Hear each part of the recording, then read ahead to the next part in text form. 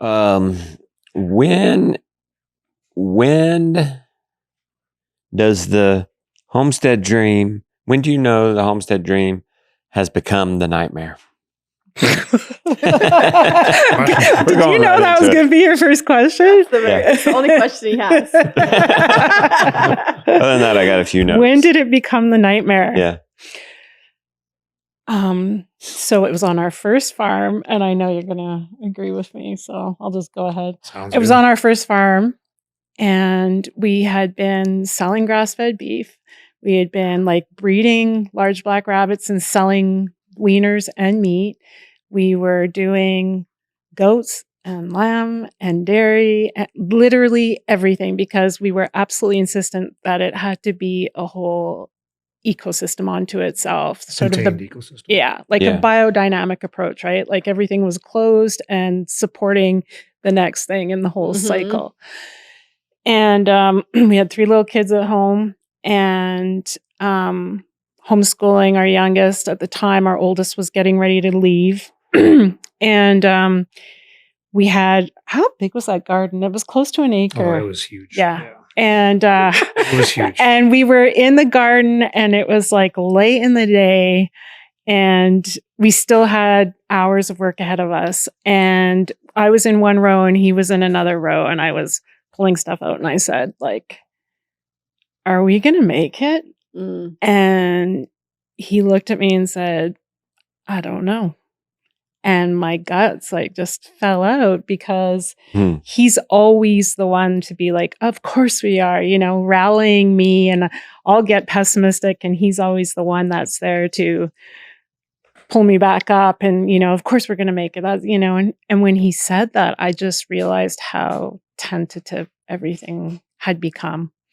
Our relationship was like at the bottom of like our priorities, because you had to keep all this other stuff going. And so that was a pivotal turning point for us, because I was like, not a chance. Like, this is not going to happen. Our marriage is not up for grabs. This can't be. So definitely that was the moment. Oh, when you were saying, are we going to make it? You didn't mean I meant we're going to collapse. You meant the marriage. Our marriage. Yeah. Wow. And you said, I don't know. Well, that was a pretty big moment. Like, I think there was a lot of lead up to it in terms of all the stress, the strain. I was working off farm. We were working on farm. Every day didn't seem to have an end. And I just think, like Tara had said, I think we were putting ourselves last. And so I think when she asked the question, I think I took it as like, are we going to make it? So, like, absolutely, in terms of our I meant it that way. Yeah. Okay. Yeah. Okay. It wasn't just about we're going to survive this farm venture. It was your marriage. Yeah. Matt. Because your dream was to have a market farm. Yeah. We wanted the farm to be financially self-sustainable. Yeah. You weren't always market farming, though. No. You weren't always market farming. No. That was so that's how we started. That's how we started off. Yeah. It was the big dream. And that's why I say, because the dream can turn into the nightmare. Oh, yeah. And it did for y'all. I think it might have been a bit more incremental. Maybe I'm wrong in my memory, but I thought we initially started off the idea to really have control over our own food and grow it for us. And then we had made a decision pretty early on, though, that we were going to upscale, because I think you and I were talking about this morning, just in the sense that if we just sell a little bit more, it won't take that much more extra effort. We can cover off all our own expenses. But I think that's when the nightmare really started to grab hold, if you want to use that term, just because that small incremental increase from homestead to being like a market farm, that's just not a small step. That's a lot of extra effort to actually start looking at your farm. For us, the way we were set up to cover off all our own expenses, and it just took a lot of time, especially given the fact that I was working off farm. So the goal was to cover your own expenses. Yeah. Yeah. Did you ever do that? Did you ever make that goal? Did you get that far? No, because we were only at that farm for 5 years and using that model for 5 years. And what ended up happening was, I think, in order for us, because the infrastructure was so poor, that every last penny that we were making, we were pouring into repairing barns and putting in fencing and electric fencing supplies. Like everything we had, we were starting from scratch. So we never, had we kept going, maybe, I don't know. But when we left, we had put so much work into like the infrastructure that we were able to sell that farm for a profit, and then recoup those losses because we just poured so much into that place. And then when we moved to our next place, we moved knowing we were doing this just for ourselves. Like we were just going to be homesteading.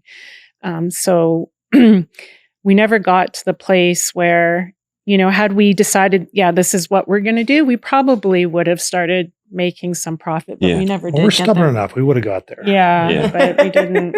It just, we didn't want to pay the price that was required for us to be there. Yeah. Why was the Margaret's farm so hard on the marriage?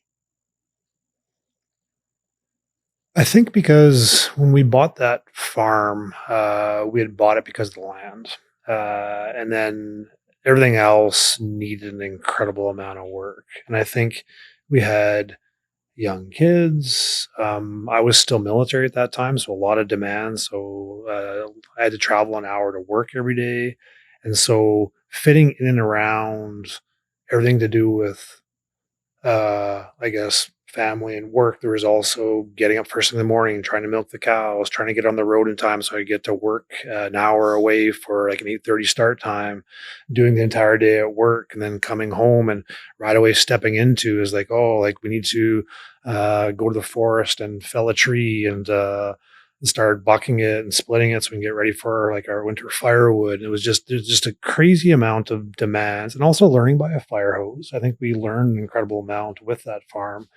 But I think we jumped in wholeheartedly with both feet and went from 0 animals to... No, we had a herd of cattle on our farm before we took possession of it. So. And did you know what you were doing with animals? Well, I mean, I had done a lot of volunteering and working on Okay. farms, and I had a cattleman that was a real mentor of mine. So I had done all the harvesting animals, butchering animals. I'm not going to say we started from scratch, but it's very different when you're solely responsible for the animal from cradle to grave than it is dipping into someone else's system. And we wanted to do it right. Yeah. That's, Yeah. that was the biggest thing for us. I mean, the biggest thing, honestly, is the food and the nutrition. It's the quality of the life and the lifestyle, but we're really in it for the food, Right. And so it was we're never willing to compromise on things because then I can just buy it. And so why am I doing it? There's a standard to the food that we raise that is really important to us, and I can't buy the kind of food that we can raise. And so that's the driver, really. And it's just beautiful and a great synchronicity that it also happens to be that in raising to get the kind of food that I want, I'm raising animals in a way that is best for them, and they have a really good quality of life that's in alignment with their design as well. So it all works out well together. But yeah, it's really the food. Go ahead. I was just going to say, but I think that moment in the garden was a bit of an awakening too, because I think awareness is such a powerful tool in our lives. And it's like for Tara and I, like our relationship has always been above everything else. And I think that moment in the garden was just really a moment where both of us had the very real realization that like we have to just relook at what our priorities are right now, kind of shift us back to the very top of our family above all else, and figure out how we can take what we want on this farm and restructure things so that this is actually for us and with us, as opposed to us always being in opposition to the farm, trying to, I don't know, do these like crazy days, but at the expense of what? Like, and so it's really kind of that very holistic look at it to reprioritize and put us back to where we had to be in that equation. Yeah. Did you? Okay, so you right now you got your hand on her leg. Last night we were on a walk. You were holding her hand. You guys have been married how long? 28 years. During this struggle, were you just as affectionate, or did you have to develop that over the years? Oh no. Oh, we've always been madly in Yeah. love with each other. You've always been what?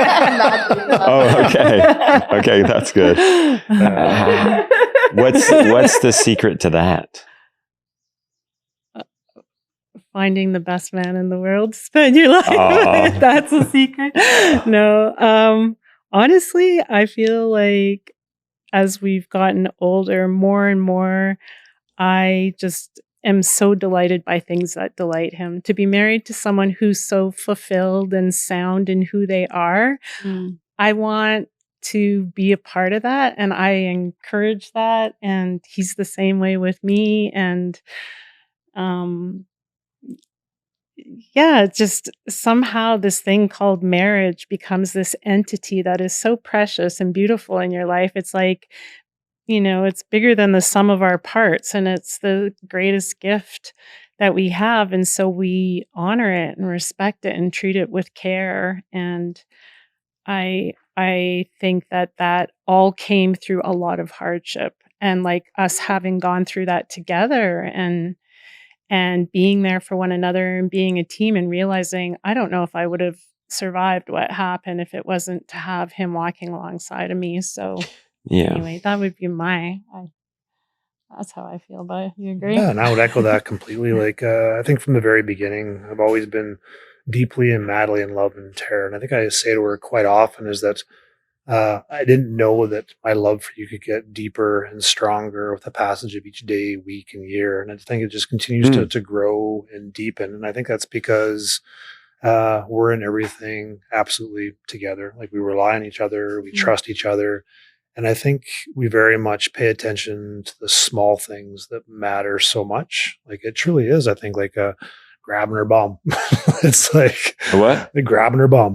Oh, Like, yeah. and just like, it's a small, it's a small affectionate touches. It's like kind of always being there for each other. Like, she's the very first face I see in the morning. Like, we always wake up together. We go to bed at exactly the same time. And I think the rituals that we've created in our life has really allowed us to craft and grow and grow a relationship because we're nurturing it and because of the small things. And also just being able to be silly and like not take everything so seriously. Like, he drives me crazy sometimes. I drive him crazy sometimes. Like, these are all normal things, you just, you figure things out and you start to get to know each other's patterns. And I know how annoying I can be, like, so but it's just, I don't know. It's just out in the open. It's not like there's any resentments that build up. We talk about things when they happen right away. We deal with things.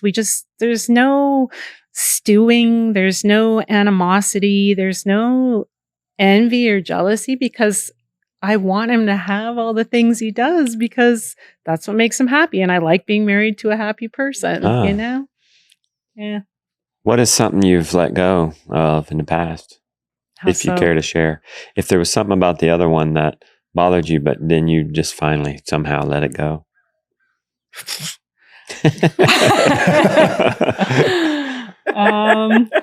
That's a good one. Okay, well, he's he spent 25 years as an infantry officer. He can kind of control situations. Yeah. Comes in with a heavy hand. And everybody should know you're surrounded by women. So I sometimes... you have three girls. Three girls. Yeah. A lot of estrogen. And a wife. So, and now a granddaughter. Yeah. So I sometimes tell him, like, you're micromanaging me, like, back off, but How's that work out? It's good because we joke around about it, and he knows, like, as soon as I'm like, are you joking? Are you telling me how to wipe a spoon? Like, and he can be like, okay, and because he knows and I know. So, like, just little things like that, I think, are the things that, and I think the things he is fascinated with are so weird. Like, I'm like, I don't, this morning before we came here, he had ordered some sort of new pouch for this new rig he has, and he was putting it on, and I went outside and I said, what are you doing? He said, I got a new pouch. And I was like, it was like a Boy Scout, like watching a boy. It's a really important pouch. He's surrounded by all these women. It's surrounded by all these women. They don't get it, Troy. They don't. Jonah would have got it. I put a lot of research into it, and that fits perfect. Feels right. Jonah would have come out and been like, "That is a cool pouch." Exactly. Your son-in-law. Exactly. Yeah. But it's endearing. I mean, and it's the stuff he likes, and I like weird things too. So, yeah. Yeah. I know you want to tell that story. Well, story. Troy, don't tell her how to knead ice cream cone, whatever you do. Oh, really? She got the ice cream I don't even know if we were married, and I I was cheap. I wanted to go to Dairy Queen and get a dip cone. Yeah. And this was a very long time ago. She's eating her ice cream cone. Probably I'm probably judging you or something. He's upset because he didn't get one. Because I was frugal. And I wanted it, and it was like 80 But anyway, it's starting to drip. I know we should have stocked up on it then, didn't we? It's probably $3 now. Yeah. It started to drip on the cone. Yep. And she's still going like this. So you just lick around the cone. Exactly. She threw that cone out the window. No. I should have thrown it on him. I'm thinking, I thought that too. You should throw it on me. It doesn't hurt me. You throw it out the window. I think the reason I threw it out the window is because I wasted the money. I think that's why. Oh, yeah, that pissed me off. Yeah, to like make him mad. Right. Like if I would have gone like this to him, well, I mean, I still would have wasted it, but it would have gotten in my car too. So I rolled down that window and I just tossed it out. I know, right where I did it. No too. problem with that. I was just like, that's funny. No, I was thinking about the other where we call it the Justin Rhodes special. Oh, yeah. He does the Justin Rhodes special. Do you have a special, Troy? Sure I do, Terry. I'll tell everybody to hurry up. Hurry up. We got to go. We got to leave. We got to go. And then everybody's ready. And I say, hold on. I got to go poop. Or something. I got to go get my phone. I got to go do this or I got to go do that. And I'm like, you're just rushing us so much. Or I stack the calendar. Yes, he stacks the calendar. That's another Justin Rhodes special. You don't have a special? Oh, like something that you always do that you're just like, this is You'll figure it out. You might not. Well, probably my special is like, I think maybe it's my military background too, but I'm never late. I'm always on time, like down to the second or minutes. But I think this drives Tara and the girls crazy because they want to be early.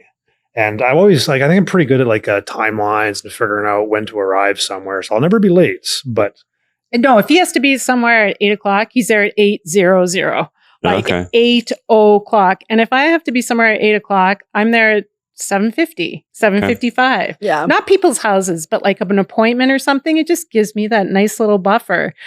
And, but you know what? That's the difference between an officer and an enlisted man, right? Because if I wasn't there on time back in the day, 10 minutes early was on time. Right. But an officer could saunter in and be like, I'm here. And, no one would say anything. So that's the difference. And it's funny because our girls are always early as well. Yeah, and so I think that's probably why it's my special because I'm fine with arriving right on time, but it gets me into trouble now too, because I think for certain things, early is good, but well, you just never know about traffic. That's the thing, right? You just never know. Like, how do you get there right on time with traffic?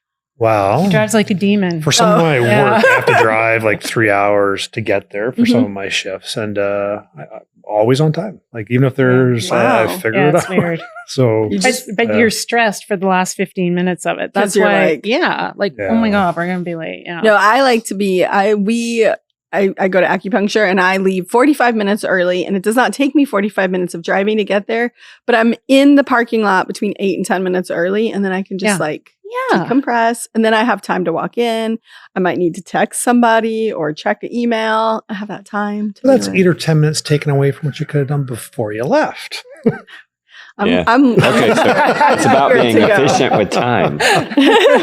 Have you heard of Lombardi time? You're on Lombardi time. No, it was a famous football coach. He said, if he said 8, what he really meant was 7:45 because you needed to be there and get your cleats on and have he meant the whistle's blowing at 8. Yeah.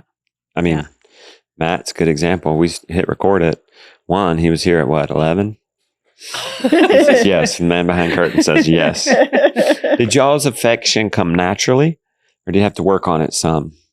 I had to Or work both? on it. It came naturally for him.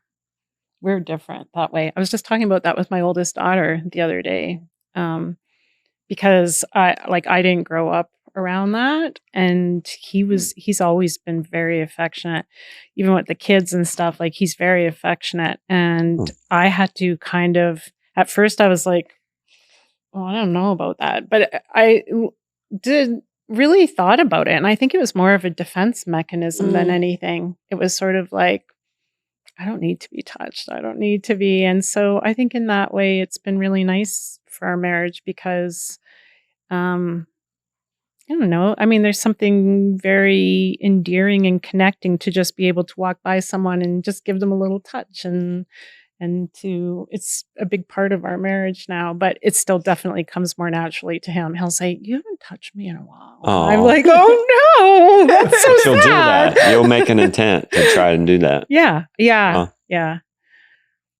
Are then you guys very affectionate like that? I feel like we used to be. I feel like we're in such a time right now. Our season is like, go. Yeah. We don't have a lot of like extra time. I feel like we are. I mean, like, we'll lay on the couch and like, touch, or like if we'll hug when we from go time on the to time. walk, we'll hold hands. We'll kiss. We'll drive the kids nuts Yeah. sometimes. Yeah. I think that's good. We like to Gross when kids we're out. working in the kitchen, we're like hugging and like, That's nice. and they're like, "Oh, this is so terrible." We're like, know. "We love it." I know. Love it. They're like, "Oh, that's so terrible," and they're kind of looking at with one eye. What you need, Gideon? Anything? my machete. Oh, okay. She stole it. Okay, you'll have to work that one out. Here comes Duke, though. Hopefully. Don't work Don't it work out. it Don't out. work it out with Stay her away right from now. Lily. We'll work it out when we get back. No, put that down. Why don't you come in What here and is it? sit? Let me see it. Okay, do not work it out with her right now. Do not. We are not over there to work things out. Stay in here with us or The play other day, we outside took by him yourself. We took him with us to acupuncture because we both went because he's getting it for his shoulder.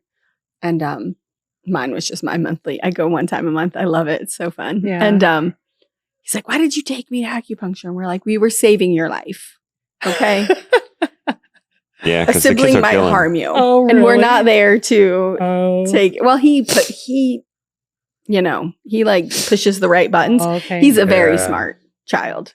Yeah. He's extremely smart. He wants you to think he's dumb as rocks, but he is Oh, not. Okay. And he knows exactly the button to push at the exact right Yeah. time He's Oh, funny. interesting. to literally make the other ones go berserk. Okay. He'll sit. Yeah. Go ahead. No, it's just we were like, "We're saving your life." He's like, "You didn't have to save my life." We're like, "Yes, we did." Okay. I don't have time to deal with that. Yeah. Yeah. I mean, I think, yes, we are affectionate. I should say that. We are affectionate. I think we're just in the trenches with little kids still. Totally Oh, get that. yeah. It's like crazy. Yeah. I'm like, when is my life going to slow down? Like, I thought that, the whole slow living thing, like we embrace that. Like, Mhm. that's definitely our mode of operation. We have made a lot of choices in our lives to go slow. Mm-hmm. And like, it's just speeding up and we can't do anything to stop it. I feel like, Tell me- like the brakes, we cannot put brakes on. And so like, it's so funny. There'll be times when we're just like, this is all the time we have is to like Mm-hmm. hug each other in the kitchen and then go, like there's just, Yeah. I don't know. It's like, Well, tell me if this is good. You're not like Troy like that. No, That's he's not more your- affectionate than I am. Yeah. But And I guess I've just grown used to it. But like, if I need a hug, I just go to it. Like, I'm like, I give me a don't- hug. my Yeah. dad and I didn't really hug. That's what I would much. do. Well, my mom, Mom's not overly affectionate. I remember as a child going, "Can I get a hug?" like- Yeah, your parents are not they're not affectionate. But I would go get what I needed. Like, I need a hug. Come here, Can we come here. cuddle? Like, whatever. You know what I mean? Mhm. Oh, And see, I'm still I'm in cuddling season with Henry still. Yeah. And then so you get keep talking. If you run out of things to say, just pause. If not, just keep going. Okay, what are you Go deal doing? with Duke, the powerful company. Oh, okay, good. What was I saying?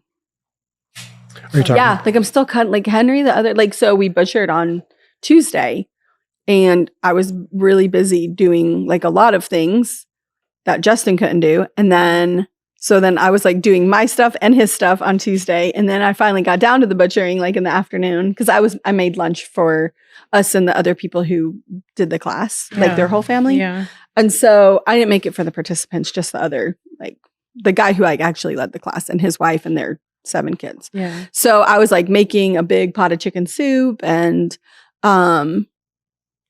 so like I just couldn't get down to the butchering until like after lunch. So I came down there and then like Henry just didn't get enough like attention that day. So when it was over, like I was just on the couch with him for like an hour, just holding him.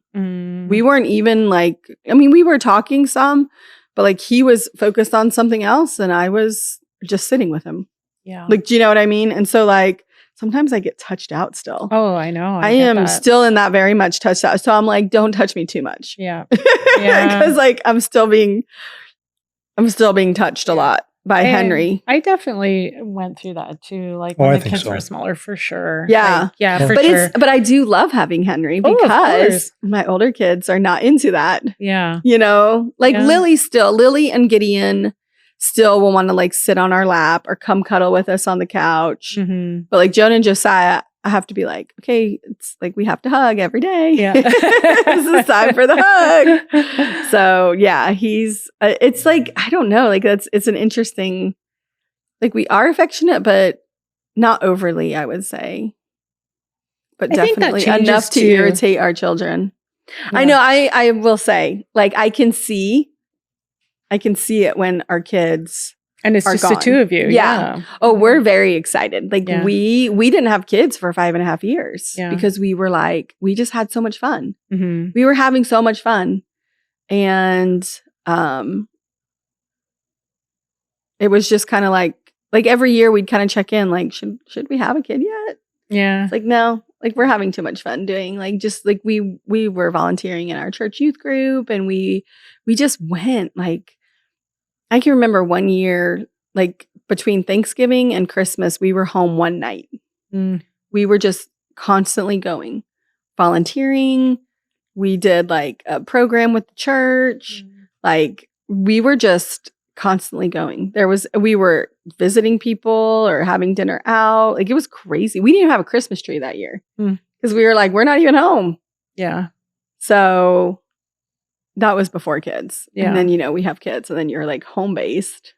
Well, there's so many draws, I think, on you, both of you right now Mhm. with like your kids, the farm, business and everything else. And I think like with a relationship, there is an ebb and flow that goes with it. As long as the underlying Mhm. current is always going the same direction. Oh, and yeah, the we're underlying current is definitely- always together. And you Yeah. can definitely see that with you and Justin, like with, I don't know, you guys just radiate such love together and with your family too. Like it's so nice seeing you interact with your boys and with your daughter, Lily. Like it's just such a, I don't know, it's such a warm, welcoming, vibrant energy Well, within your good. home. So it's so nice Yeah. to see and feel that. I think it's also just August. Yeah, we're it's a tired. tired month. Everyone's It's like tired. August and January or February are just like the worst times of the year. Mm. We're just like so tired of winter.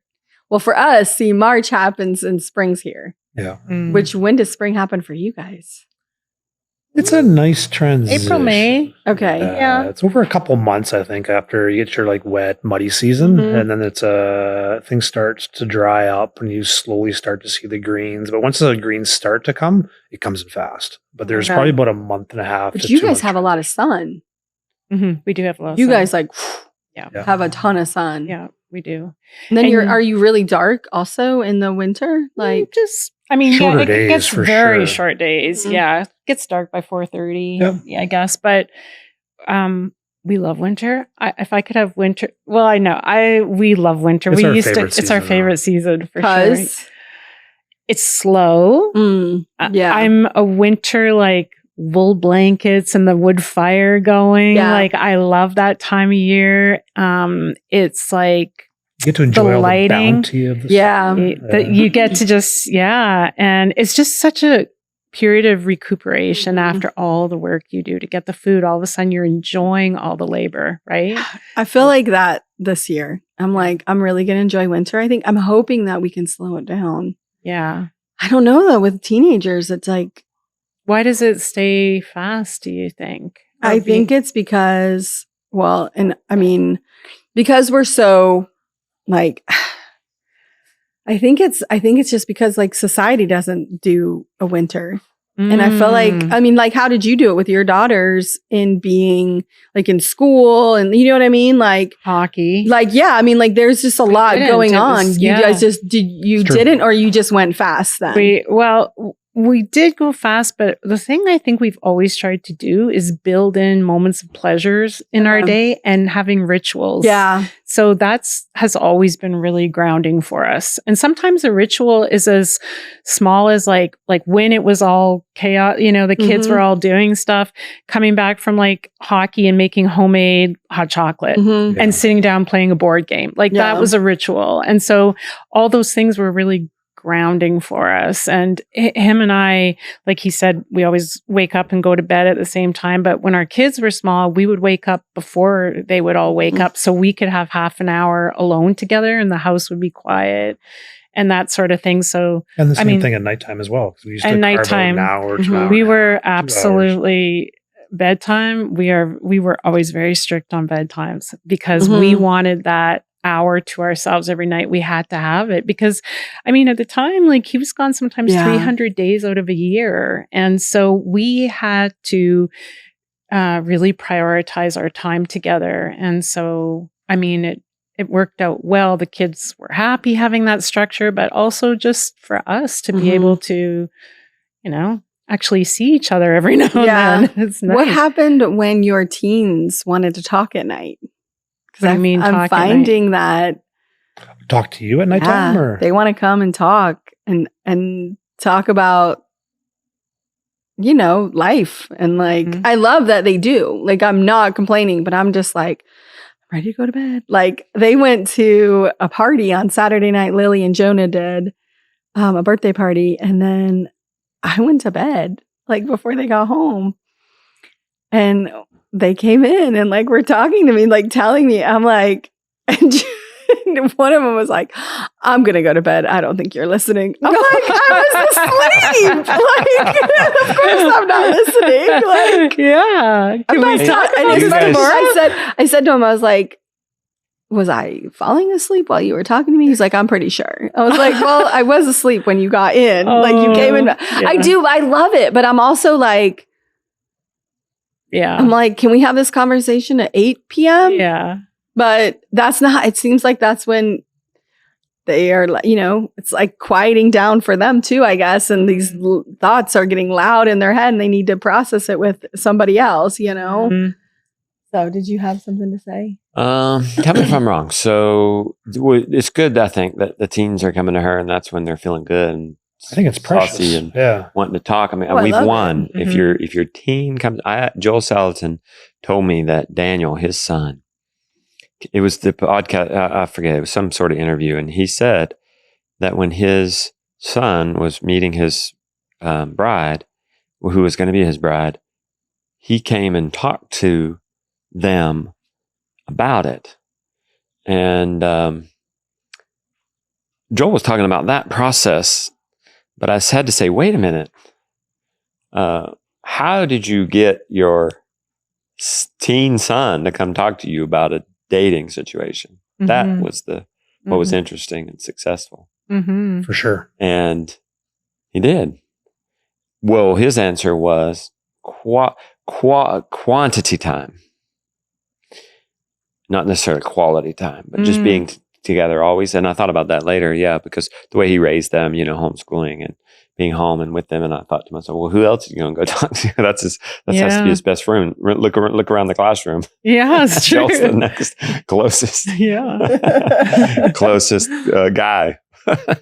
It's hard to get quality time if you don't have quantity time. Yeah. Like, because those are like the little pearls that just show up in a conversation or spontaneously in amongst a bunch of other dreary, you know, conversation or mundane sort of tasks. Tell me this then. My approach and mindset to it lately has been, which they're going to fix the power up here pretty quick. Okay. My mindset has been, this is a season. I've learned that these are seasons. I can see the seasons now because Jonah's 17 and we have a 4-year-old. Yeah. So I know how quickly that 4-year-old is going to disappear. Yeah. And so I think, because the way we were raised, Baptist to the bone, it's going to be that, you got to make time. You have to have the date night, blah, blah, blah. Well, we are always together. Right. Yeah. We're always together. So we sneak a time here and there and everywhere. It's funny because like when we aren't together, like when we have to like go all these different ways, I'm like, I miss you. Yeah. That's so nice. Because we spend so much time together. Yeah. Yeah. So like there'll be times when he has to go and, get stuff done and go do this or go do that. And then when I have to go and then we're like not together for like 4 hours and it's like heartbreaking. Yeah. That's so so sweet. ridiculous. How do I say this classy? What? Oh gosh. Intimate moments have to be, we traveled in a bus for 10 months. Right. With 4 little kids. Right. Intimate moments have to be and everybody's always creative? home. Intimate moments have to be creative creative, is efficient. great. That's a good word. Quick. And sometimes we'll talk about how one day they don't have to be. Right. That's such a great way to put it. Because we're like, this is where we're at. And maybe you are in the stage now. You're older. You can take a little more time. Yeah. Yeah. But what you said about seasons, I think, is just so amazing because I think that's one thing that a farm or a homestead life really brings to the forefront is the idea of seasons because you're living very much in tune with the seasons because of your food production, raising animals.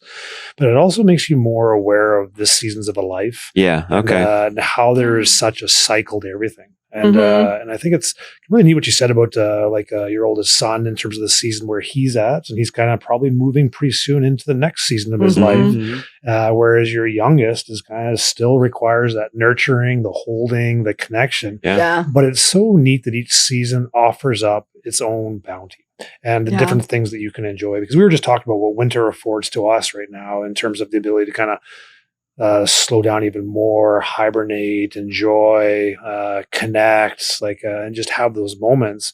But without all the previous seasons and the cycles within those seasons, I don't think you can really get to the enjoyment of the certain season you're in. And you have to embrace it too, because I always get so frustrated with people that are annoyed with getting older. And I'm like, man, you're missing out. Really? Because I think getting older is such a privilege and it's such an honor to actually have more time and to be able to get to enjoy it and embrace everything that comes with getting older. I think is such a powerful thing. So I love getting older. Yeah. I know. I don't mind it. Like it's not been, I haven't been like, Yeah. It's been kind of like, all right, this is, what am I going to do? Stop it? Yeah. You know what I mean? Like you can't. So I sometimes think people that really resist getting older maybe are unfulfilled or they feel like there's something that they haven't accomplished. And like the passage of time is a reminder that, I don't know, maybe I'm wrong, but I think that like the fulfillment you have in the way that you live and just being in that moment, in the present moment, like the aging part is like, I don't know, like if, I don't want to die tomorrow, but if I die tomorrow, I'm all right. Like I told my girls, I had a good life and I would be at peace with that. Like, you guys have younger kids, so it's different and everything. And I hope I live to be 80 or 90, with this guy at my side. That would be wonderful. But also I'm content with the way that we live our lives. So yeah. You look good, by the way. Well, thanks. I've met you now in person. I didn't even really know fully what you looked like. And both of you, I think it's a testimony to how well you've eaten, to how well you've stayed active and have affection for each other. And I think it's a testimony. You have a bit of a glow. Thanks. He's like, it's all that grass fed. No wonder you don't mind. Butter.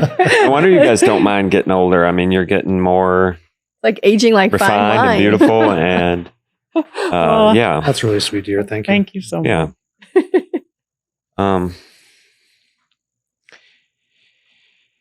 Oh, so are we okay? Is that okay? Because you guys are further along. You have grown kids.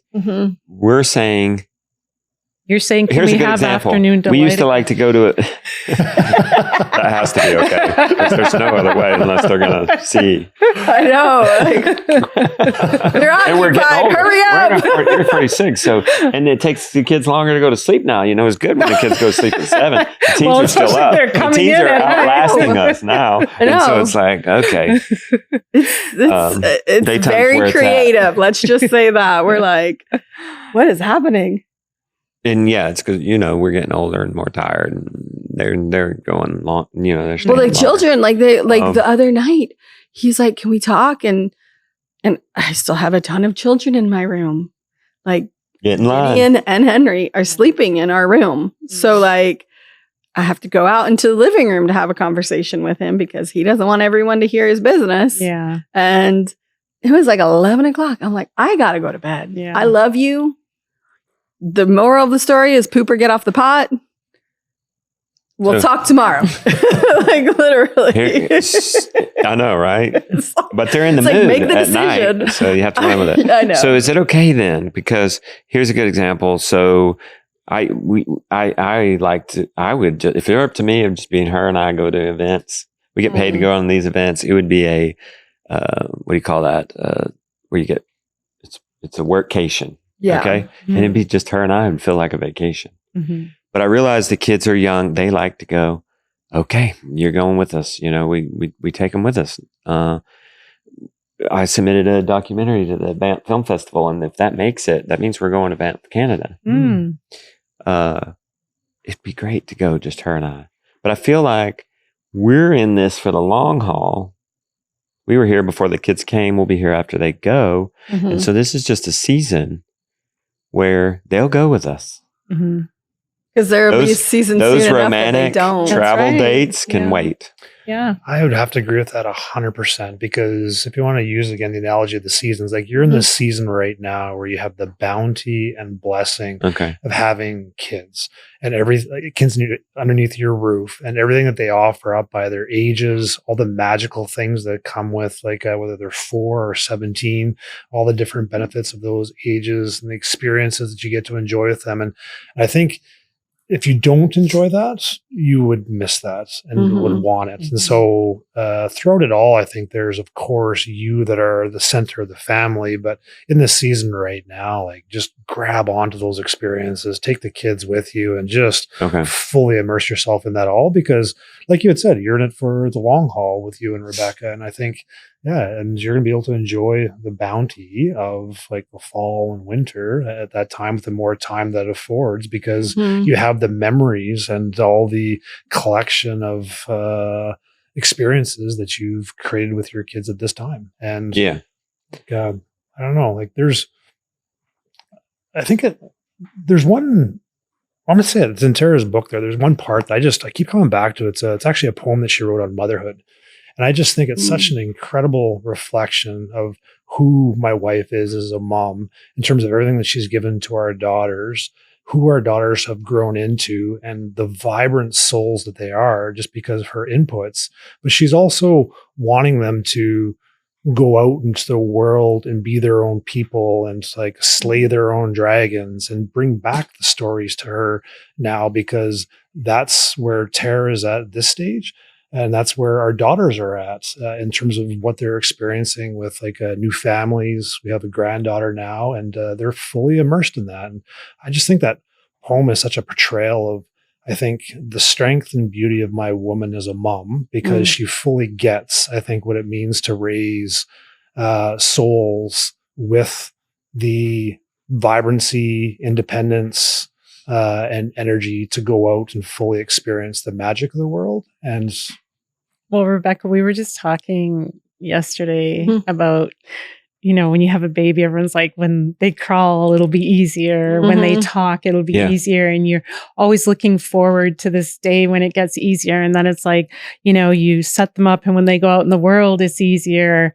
And it's like, you know, our oldest is 31 and I'm like, no, it's always just different. It's always just different. And of course, I'm not bringing her to the toilet or, or nursing a heartbreak because a friend at school was mean to her, whatever. Those days are changed. But now, like as adults, it has been really challenging because nobody talks about the fact that as our kids become adults, we're now in a relationship with another adult. And yes, you're going to be your children's mother and father. But if you want your relationships to continue to evolve and be strong relationships, you have to back up and let them grow into who they are and stop telling them who they are. And I think that's a really big thing that gets missed. Because no one really talks about it, but like Troy and I, having had parents that, even when we're in our 30s, were talking to us like we were 15 and relating to us as if we were 15, really made us pull back from those relationships, and it caused a lot of conflict and stuff. And so I love my kids, but my daughter is at 31 is not who she was when she was under my roof. She's grown, and that's what I want. That's what we want for her, grow and evolve. And she's very self-reflective and curious and always doing new things. And so when we're with her, we're like giving the space to be like, tell me who you are today. Like, who are you today? What kind of stuff are you loving? Like, what are you doing? And just like you would relate to another adult, instead of going into it all the time being like, oh yeah, oh that, yeah, we know how you are. You're this, or, oh yeah, well, that's because you're stubborn. And, and she's like, actually, I've been working on that a lot. And I've been, so we're always, for us, it's so important not just to have had that really close relationship, but to allow it to breathe and be alive and continue to evolve. And there's definitely challenges in that too, because we have to put like mom and dad, like, it's a beautiful thing to always be someone's parents, and they're very respectful and loving towards us. But I also want them to be able to tell me what's going on in their hearts, and like to be able to feel like we can have like intimate conversations, and they don't have to hide things from me because they think it would be, unacceptable or whatever. So I would just say that I think if we do things right, relationships of all types continue to challenge us to grow and to evolve and to self-reflect and consider like how we're showing up for other people in our lives, like whether it's our children or our spouse or whoever. Yeah. How did you know when to switch over into that mode? From having to direct your child to the child's adult, because there's no alarms. There's no alarms or an announcement. I feel like too, every child is very different. Like I can see certain children needing less direction as they get older, and certain children needing the same amount of, you know what I mean? Like, because they're all so individual. So I think that's my question too, is like, as a mother, I mean, you can answer Justin's, but I'm just curious, is like, what did you do right as a mom? And then what do you feel like you could have done better? Well, lots of things for sure. Because I mean, hindsight's 20/20. Do you feel good? Do you feel confident? You're like, I did a great job. Like, because I guess I'm in a point where I'm like, I don't know if I'm doing a good job. Like, I'm nervous because I don't have any grown children. You know what I mean? Yeah, like, I don't have any. A good job. I don't have any proof yet. Yeah. that what I've done is like actually successful. What would be proof to you? Like, let's say your kid's an adult. What would you need to see for you to think I've done a good job? Question. I think that they were like functional.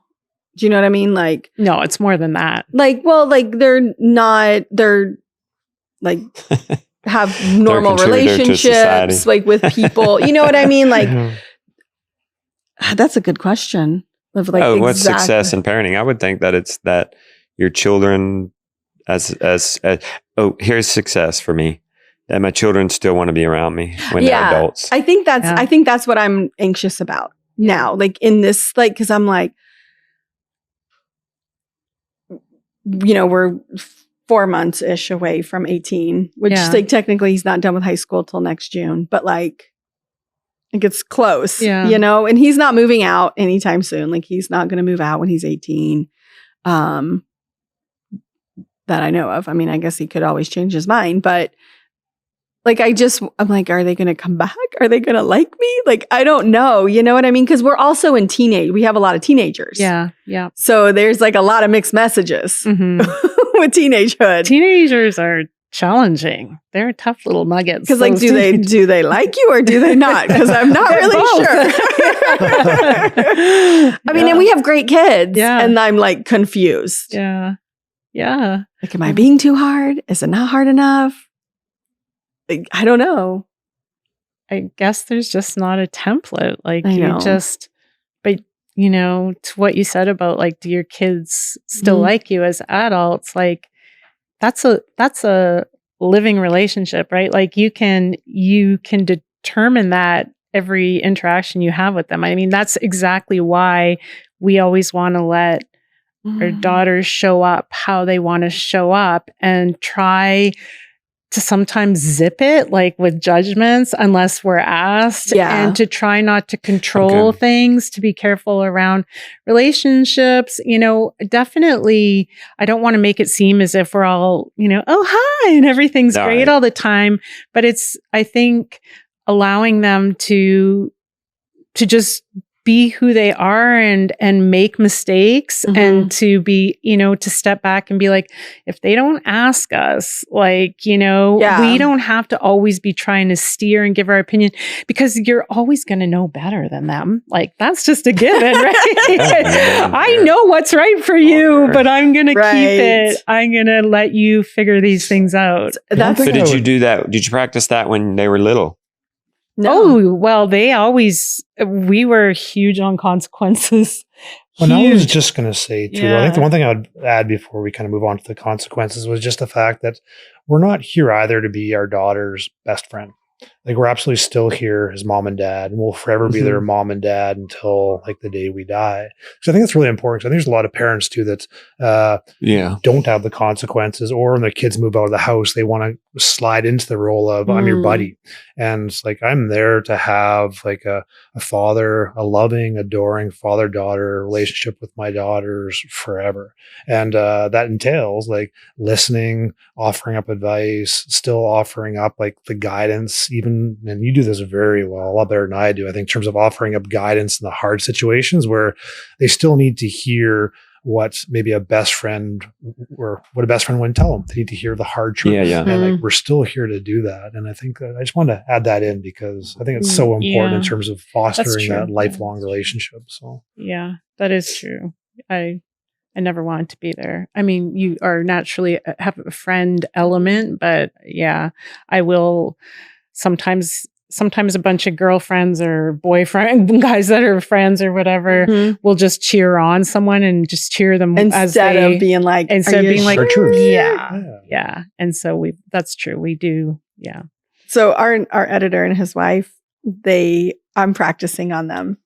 Oh, because they have children, and I'm practicing like holding my tongue and not saying anything unless asked. Yeah. And it's hard. Yeah. But it's a good practice. Yeah, it is a good practice. You know, it's like, are you sure?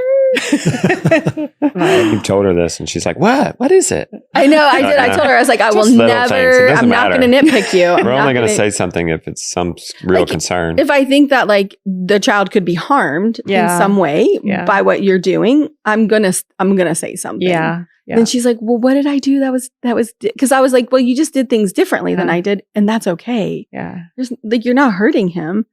You just wiped his butt different. Like I don't need to say anything. Cause like, that's funny. Like it's, you know, cause I was like, I just want you to know, like, I'm not going to say anything unless like, I really feel like it's a necessary thing to say. And then she's like, well, what was it? And I was like, I'm not going to tell you.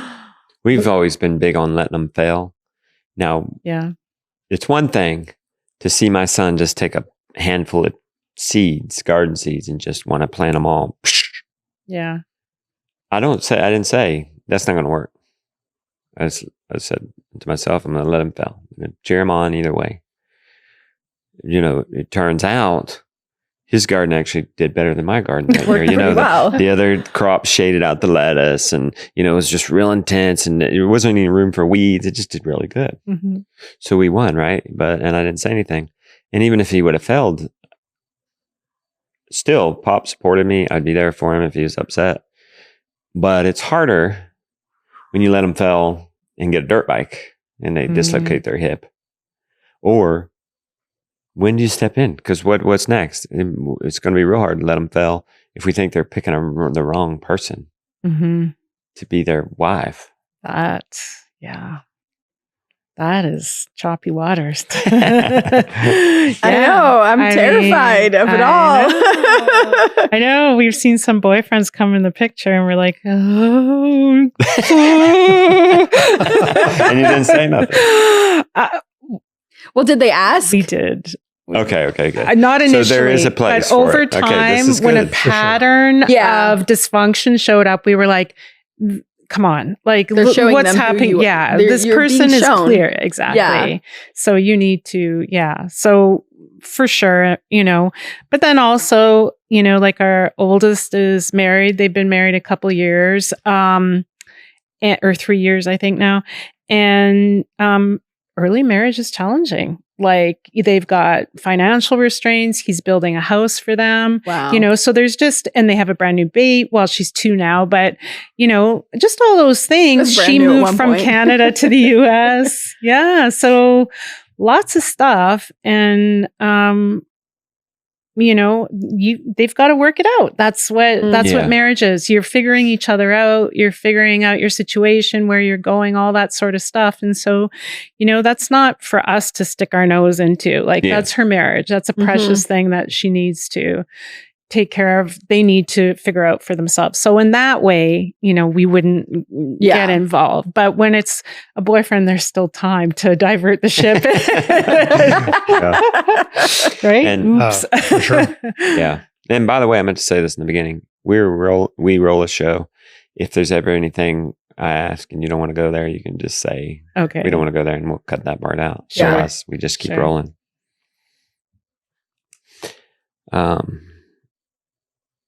Let's go into that. So, you said at all these different stages, we're seeking easier. We're saying, it's going to be easier when they can wipe their butt, or it's going to be easier when they're a teenager. No, it's going to be easier when they're 31. What? Why are we always seeking easier? And is that okay? No. Well, and the reason why I would say is just even that example you gave with your son and the seed example, because there's so many different ways to sort through problems, and who's to say that our way is better than their way? And I think that failure is such a huge part of life, and I think for kids, like challenges are necessary. Okay. Life is structured on challenges, and whether you embrace that challenge or whether you turn the other direction and run. And I think Tara and I, we quite often say that in reflection on our past, on many occasions, sometimes the hardest circumstances we've been in have actually taught us the most, and actually are some of the most precious moments of our lives. And I think challenge and failure are inextricably tied to life and to living a full life, because like I want to take risk. I want to have challenges. I don't want a bland life. And and I think because of that, with kids, it's a great example. Like helicopter parents that want to remove every last possible danger from their lives, including not swinging from monkey bars or walking on balance beams, are going to create kids that are scared of going on monkey bars, balance beams, going up the trail, climbing the mountain, and they're not going to be able to experience things fully.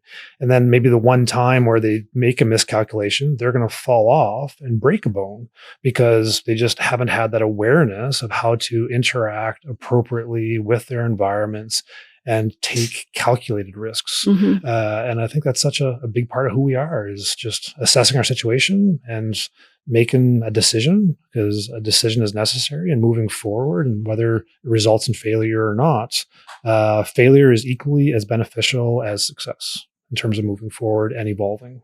Yeah. Rebecca, telling that story with Dr. Laura, what Dr. Laura said, because, after Jonah got in his dirt bike accident, do you need something? No, he's just pounding the back of the Oh, chair. okay. When he talks, he uses his hand. Put it Your over hand here. talker. Your hand So talker. he's going like this on the back of me. I'm like, remember that annoying stuff? You guys need to have a good little talk over there. We're good now. You guys give each other He's rules. parked away. Water. She doesn't even like the way I drink water. Sometimes. It bothers her. It can be annoying. When we used to sauna together, I just couldn't drink in the water and drink in the sauna. Are you better So eating ice loud cream in cones there. now? What? Are you better eating ice cream cones now? And I guess I don't like the way she eats ice cream cones. So I guess we don't we're eat even. ice cream cones anymore. It's not going to have gluten. Yeah. Um, No. So we didn't want, he didn't just dislocated his hip. He got a hip replacement at 15. Yeah. And so we're hesitant about getting this dirt bike again. Mm. Well, What did Dr. Laura say? so I listen to Dr. Laura sometimes when I'm riding in the car, Yeah. and a mom had called and said, my son, he was like mountain biking or something, and he got very injured, and now he wants to do it again. And Dr. Laura's like, so you have to let him do it. Mhm. And she's like, what? And she's like, yeah, I know. Like, you're scared that he's going to get injured again because he's Mhm. already been injured. But we have to let boys have this outlet, because there are men who jump out of helicopters to save people. Right. And we have to have those people in society Right. because they help people. Right. And that might be something that, like, kind of like helping her.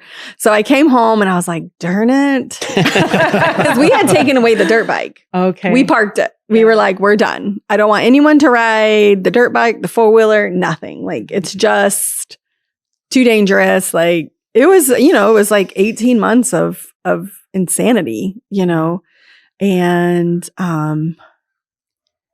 so I came home and I like thought about it. And the next day at dinner, I was like, so do you guys want to ride the dirt bike? And they're like, yes. I was like, all right, you can start riding it again. And they were like, really? Oh, that's awesome. Like, yeah. So now they're riding the dirt bike, but I see Jonah doing it. It scares me. yeah. I'm just like, Yeah. But I mean, it is what it is. And I can't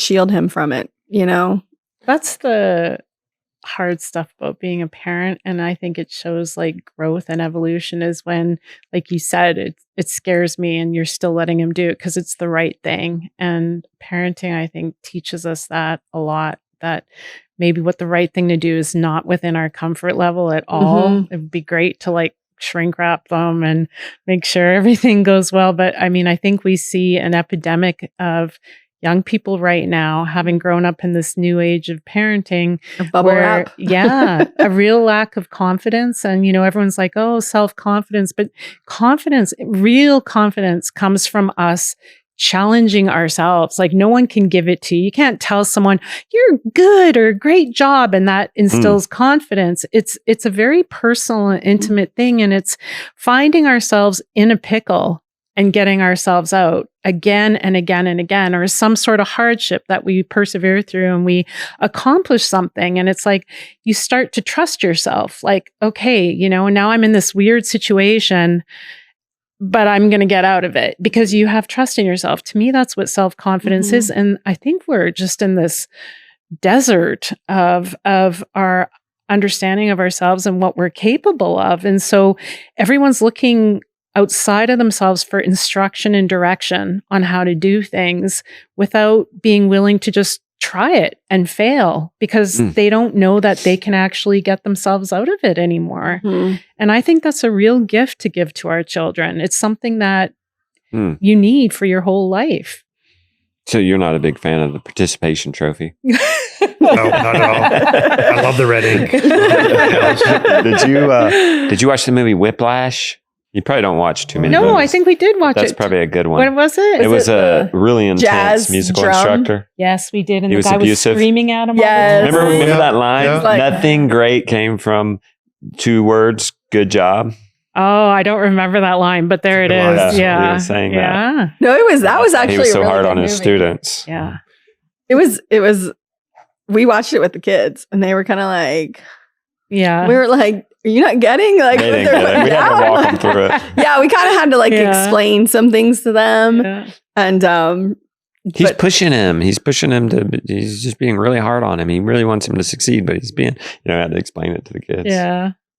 Yeah. One thing I would say about Jonah's situation, it's interesting, because a big part of my military background was parachuting. Mm-hmm. And whenever we had like a near miss, a wrap, like a near fatality, the most important thing for us was to immediately get back up and do it again. And I would say like, the interesting thing with Jonah's like a motorbike accident, like accidents will happen, but he's the one that went through that. He's the one that had the surgeries. And so he's probably in a spot now where riding, like he has confidence, but it's also earned experience, and he's going to know better now what risk is appropriate and what's not. So it's going to be a lot more calculated, because I think as a parent, it's like, we don't want our kids to suffer, but we can't make decisions for them either, because ultimately they're the ones that have to navigate through life once they leave like a home.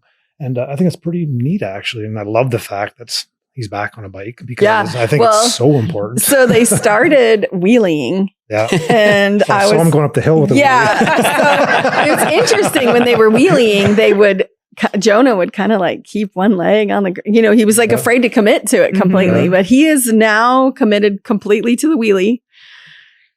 I'm just like, all right, here we go. Like, it's just what it is. Well, it's funny because like they weren't riding the dirt bike for a while, and I was like, what happened? Because like, it was just sitting in the basement, and they had to get a part for it, and they just hadn't gone. It was like, it's always closed on Monday. They're always going that way on Monday. I don't know. Anyways, they ended up getting the part. He made a special trip, because I kind of was like, why aren't you riding the dirt bike? Like, what happened? Because it broken. And he made a special trip that day to get it so they could get back on. And they're back riding it. Yeah. No, I agree. I would say 100% that Jonah especially, he pushes himself so much in certain areas. Like, he embraces the awkwardness of situations. And he had to conquer that fear, actually, of getting back on the bike. Well, we let him get back on it right, like when he could. Because, there was a while he couldn't put any pressure. He couldn't bear weight for like he was in a wheelchair when he came home from the hospital. Wow. And then he learned how to use a walker, and then he got more proficient with his crutches. And then he had to do 6 weeks with no weight on it. And then he did get back on it. But I think, was he wearing a brace? I can't remember. It's like, it's been a lot. Tell me your opinion on this then. The doctor told him, what can I do, doctor? What can I do? Well, don't run a marathon. Running is not going to be that good for you. We didn't think it was a big deal. Well, now he's wanting to run. And you tell me, I tell you, I had to quit running and it broke my heart. And you're like, running's for the birds. Just lift weights or whatever. Running's not that great for humans in general. Well, what do we do there? He's really wanting to run. And he'll just go and run 12 miles. He ran 10 miles up the mountain. And I'm like, what do I do? 5 miles up and 5 miles down. Hold my tongue. He'll say he's going to go do it. And I'm kind of like, and he's like, what, are you not happy? And I was like, well, the doctor said not, but go ahead. It's your body. You're 17. I mean, he's going to be a legal adult in less than a half a year. Yeah. He has calmed it down. I think he had some like, he felt a little bit like in his hip was a little sore and stuff like that. He's kind of like, I think I'm going to give it up. Like, the running. I mean, like, go run 4 miles. Why do you have to do 10? Like, I don't know. Maybe that's the way. Yeah. Well, compromise. It's probably a bit of a compromise. And I guess, I don't know. When it comes to running, I've kind of settled on the idea. If I ever need to run, I probably only need to run like less than 3 kilometers. And I think it's so much better for like maintaining like muscle size, overall fitness, and running like long distance. I just don't think has any value in terms of the overall degradation. My personal opinion is that has overall degradation on the body for joints and everything else. Yeah. And I don't know, like run shorter and try and get faster. But I guess I'm going to just have to let him make this mistake. Idea. Yeah. That's a good idea. Run shorter and try to get faster. Yeah. Mark himself up. So we tried to curve him into, what are these crazy races? Mud runs. Yeah. Yeah. Like why don't you just do mud runs? I was like, just do the Spartan. Because they're only 3 to 5 miles. A sprint. But they're more adventurous. And he was just like, Well, we looked at it and it's kind of wild. They have like an electrocution. He just wants to have a spur of the moment. But there's lots of different versions of that. Are there? Yeah, you don't have to do. He's like, I don't want to do the electrocution. There's neat ones out there. So. He's been electrocuted from the fence enough. He's like, I don't want to touch the fence. I don't blame him. So But I think what you were saying there, Justin, he is 17 too. And I think these are the decisions that he's going to now be experimenting with on his own. And, and I think, just bringing it back to what we were saying before. Like, I think for Tara and I, like, we can offer suggestions and whatever else. But ultimately, I think now they're at the point when they need to spread their wings and see what happens. Well, with his hip, the replacement, the doctor gave us options and I let him choose. Yeah, exactly. Because he was 15. I'm like, it's your body. Because the one that I would have chosen was a ceramic, with the ceramic ball, the ceramic liner. But 6% of people squeak. And Jonah didn't want to squeak. So he has a plastic liner. What you need, a ceramic ball. Okay. So it's not ideal. But it is what it is. I'm trying to, he needs to start taking Shilajit because I've read that can help with microplastics in the body. And I'm like, and sauna. Yeah. Yeah. And he does sauna and he does sweat a lot. You know, he is playing soccer this season and nice. It's so funny. He's such a farm kid because he goes out there and he's like running and it's 90 degrees and it's cold or hot. And the other kids are just wimps. I hate to say that. They're wimps. They're like, it's so hot. And he's just like, I mean, it's hot, but like, it's not that bad, Mom. Because he's a farm kid. Like he can hang. Like he has that experience of having to work through the really hot times, like, or the really cold times, like he can handle that or whatever. Anyways. Well, strength and fortitude, I think born on a farm is kind of unmatched, I think, in the conventional urban, because of all the reasons I think you just said, right? Like it's being outside in the sun, persevering through a task, like carrying the water buckets. Like it's funny that even in the weightlifting world, they have a farmer's carry. They call it farmer's carry. I know. So they're trying to replicate, I think, the ability to build that endurance and strength endurance and everything else. So yeah, and they can totally do it. And we have grown men come and they're like, is that your kid? Like, yeah. And they're like, man, farm kids are just built different. That's awesome. Tell me what you think about this. So I'm in this stage now where I'm thinking, okay, yeah, Lily, play with him. Look at that little white body. So white. Our boys are getting into soccer and they've gotten on this team. I'm really glad that we waited until they were 16 and can drive their own selves to these things. I'm really glad that what we decided to do when the children were young is we were just always all together. We didn't send her off to ballet and the boy off to this. I really, those are more individual.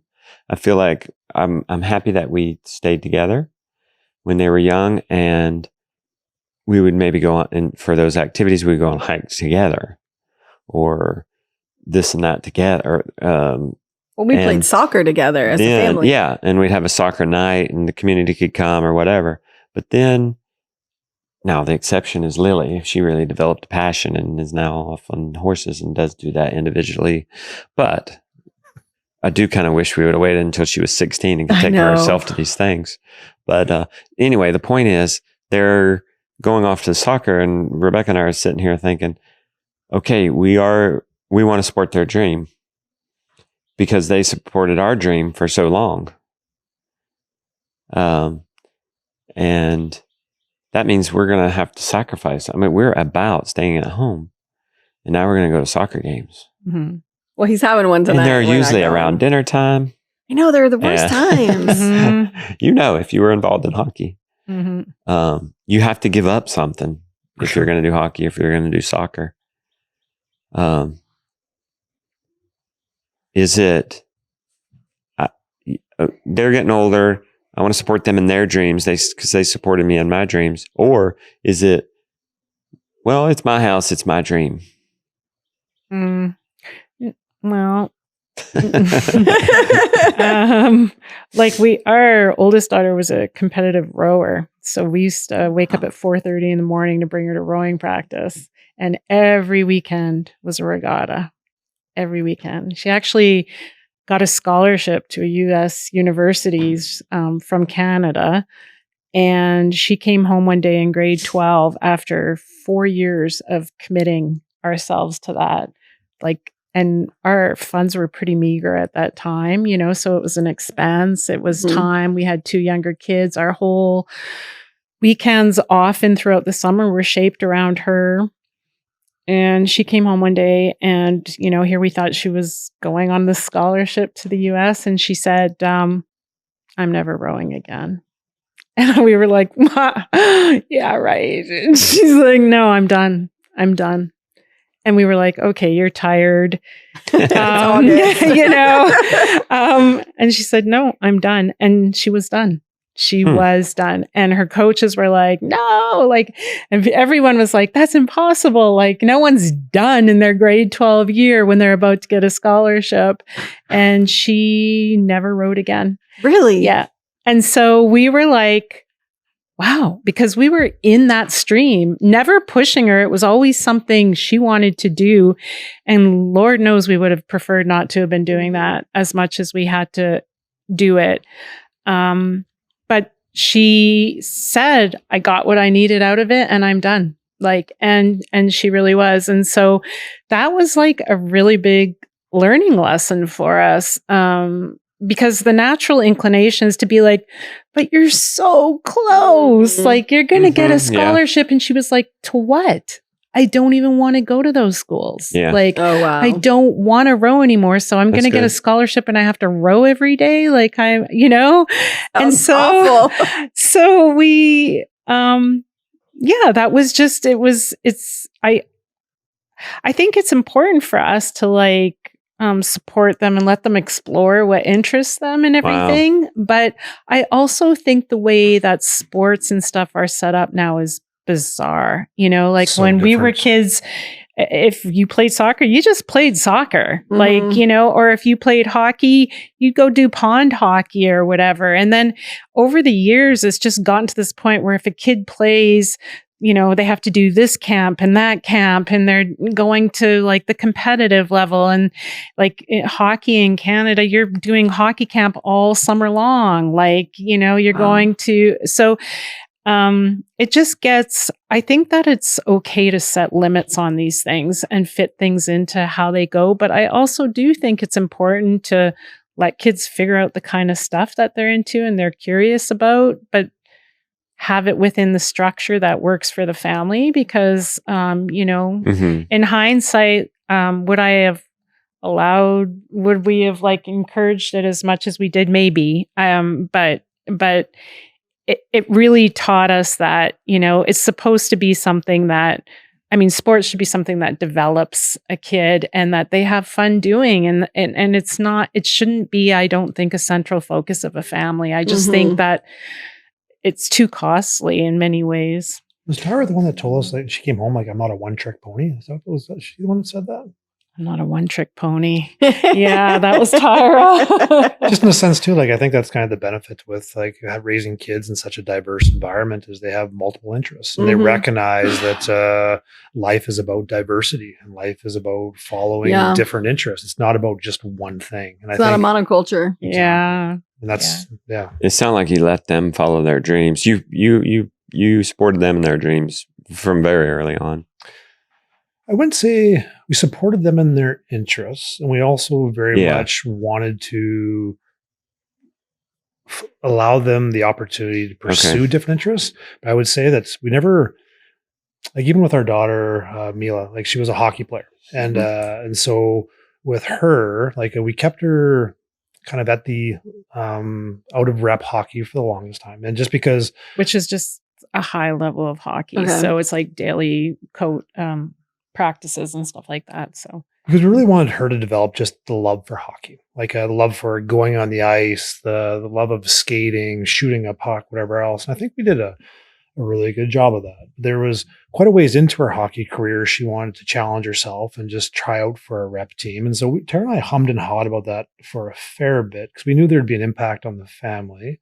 in terms of like just what you were saying in terms of time and interest. But I think in the end we decided to let her try out, and then she had made the team. I think that year we did it for a year. We did it at the local team, though. At the local team, it was a small farmer. But she also, when she tried the competitive, recognized too just the time commitment, and then she from there I think went to play the next year like hockey, like in our local town again, kind of at a rec level, just because she very quickly recognized at the competitive side that it was losing the appeal, the joy that it had at the, like the I don't know, just at the fun side, the play, right? The play. Yeah. And like I grew up playing competitive hockey, and I kind of strongly believe, for me anyways, that a hockey player only has a certain number of hockey games in them, and if you expend that all over a short period of time as competitive hockey, you're kind of done. And whereas a lot of people that I grew up with that never played competitive hockey but always played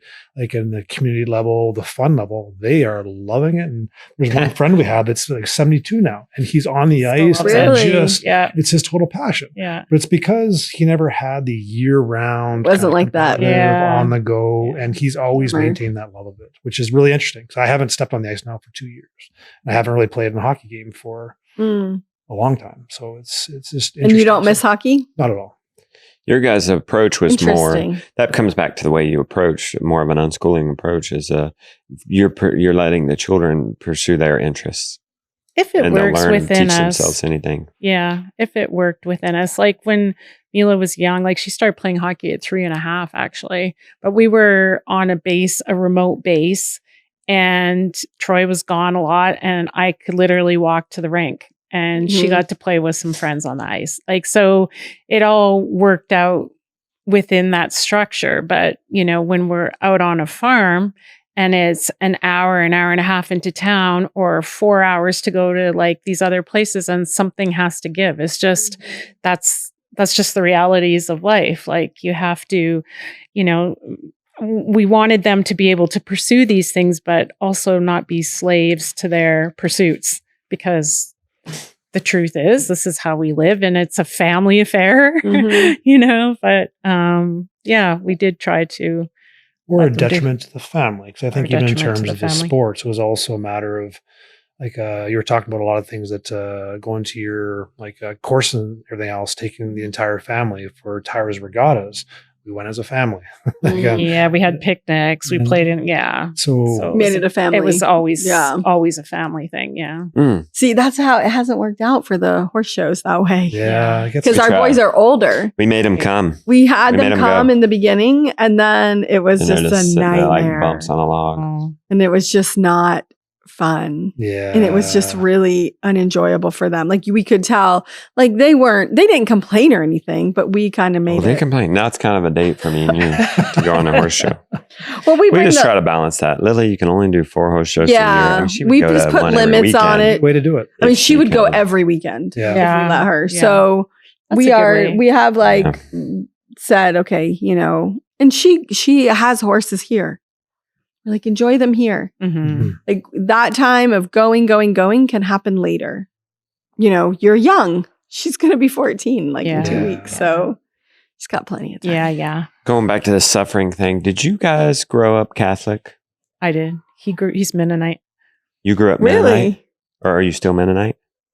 No. Was this old order Mennonite? No, it was more, I'm not sure. So it wasn't old order. Like, so my grandpa was actually a pastor, had a Mennonite Brethren church.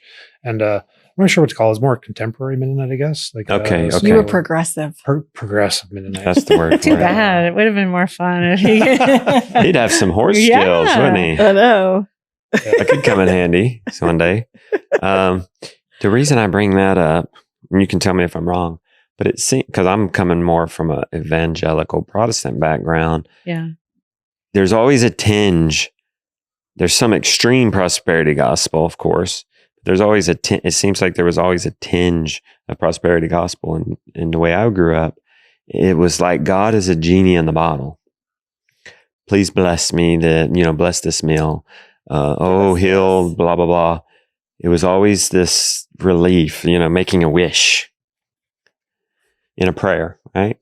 So But with the Catholics, I've been to a few masses, and it seems like I keep hearing talk of suffering as maybe it's okay, or a good thing, or good for us.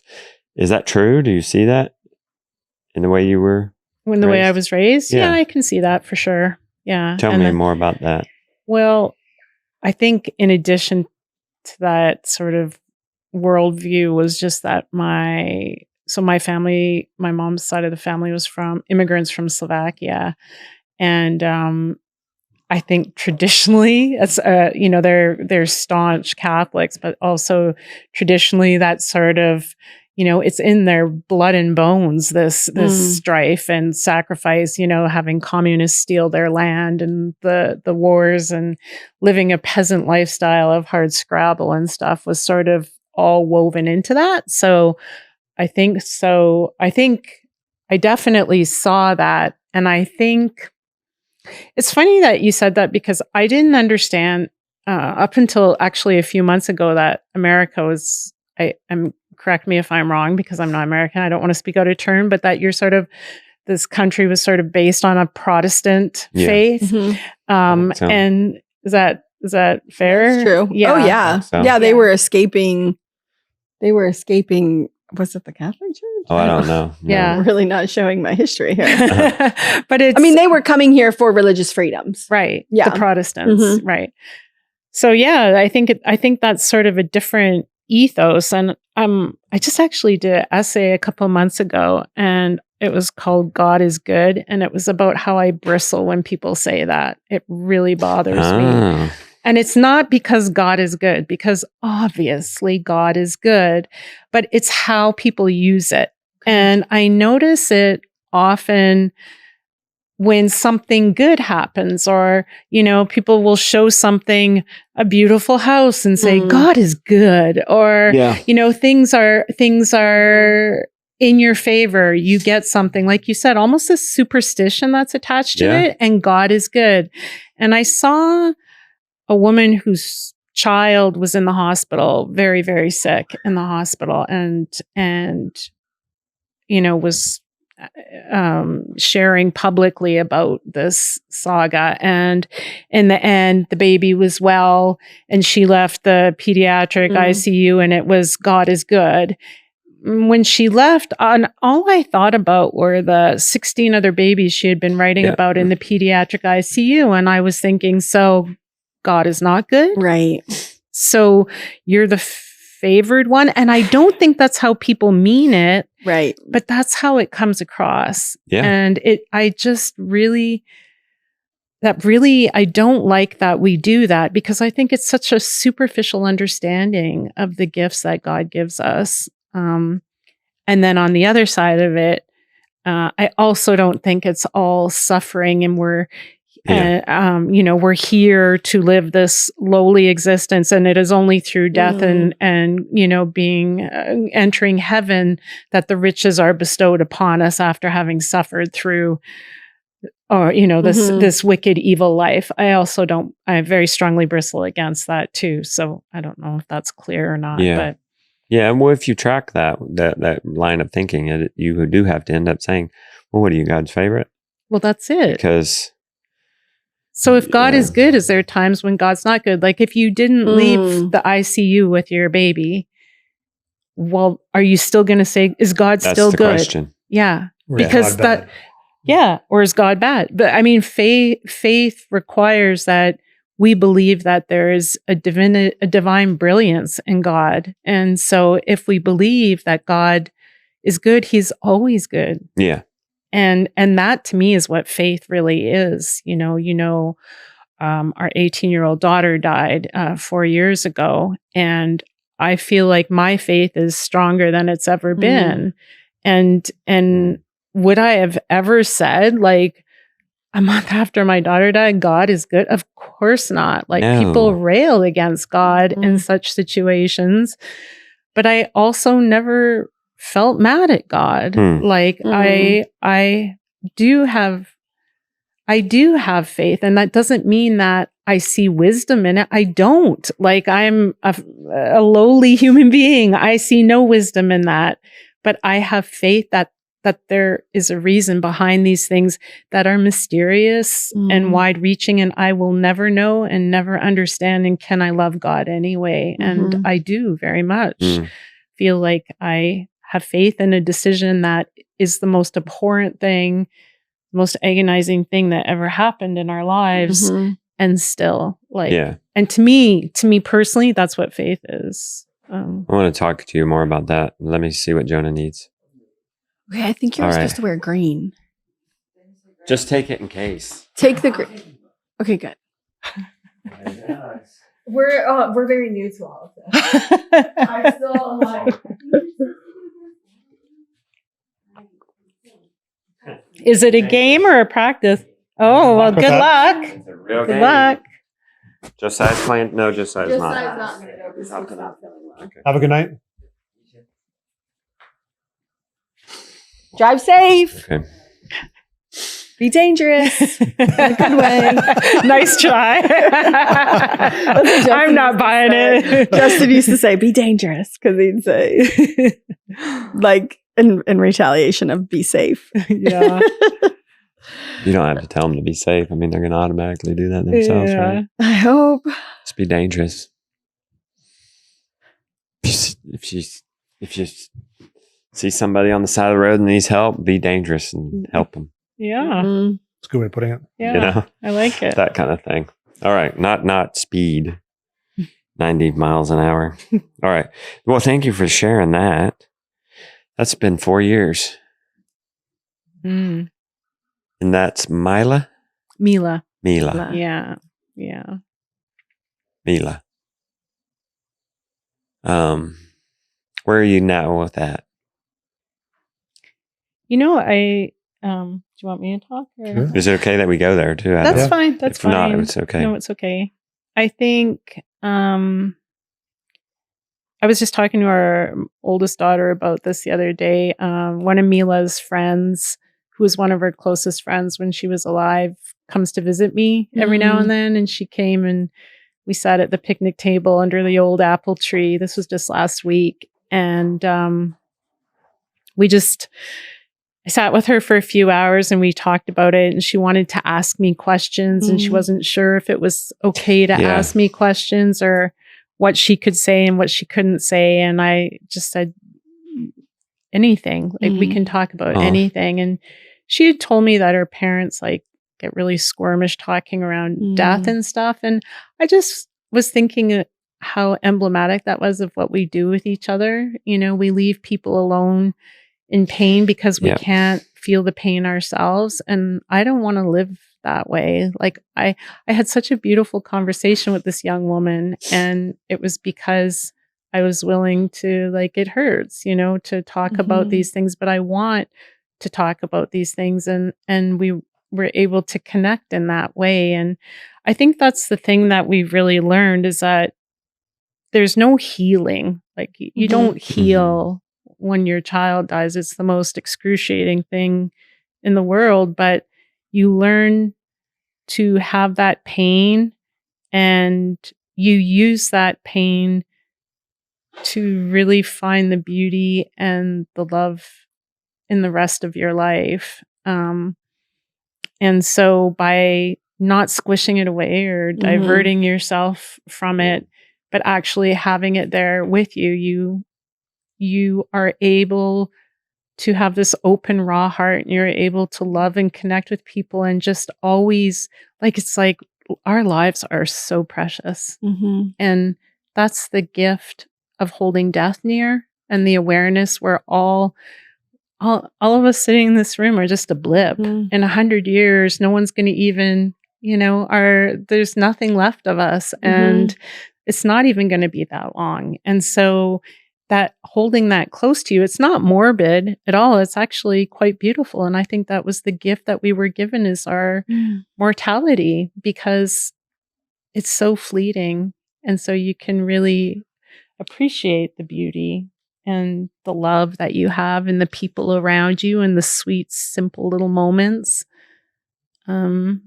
And that's a gift too. And and I'll die forever missing my daughter. She was such an important part of our family, and she was just a brilliant, wickedly funny, loving, empathetic, courageous young woman, like the best thing. She was the best of things. And, the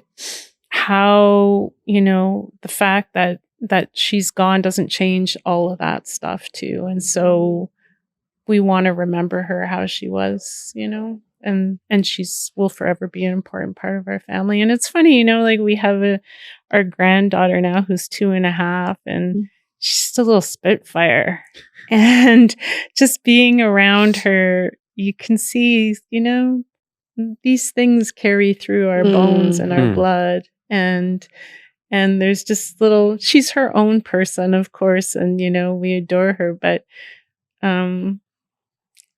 she's just all that more precious to us. And to see that sort of all those little things that we so adored in her mom and her auntie and in Mila, like we see in her. And it's just quite a marvel, this life. And yeah. Do you want to add anything to that? Or No, I think you said in your book on page 195, although this one's not for resale or for quotation. It might be a different page then. You'll have to correct me if I misquote you here.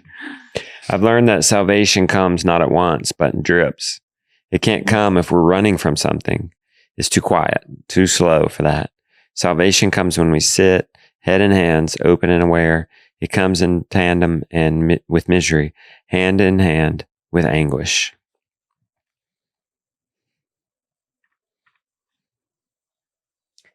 Yeah, and that's what we take from people when we tell people that everything life is supposed to be happy and easy and pleasurable.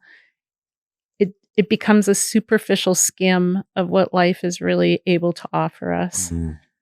And then everybody walks around hungry and trying to fill in holes with all sorts of addictions and diversions and meaningless relationships and all these sorts of things, because there's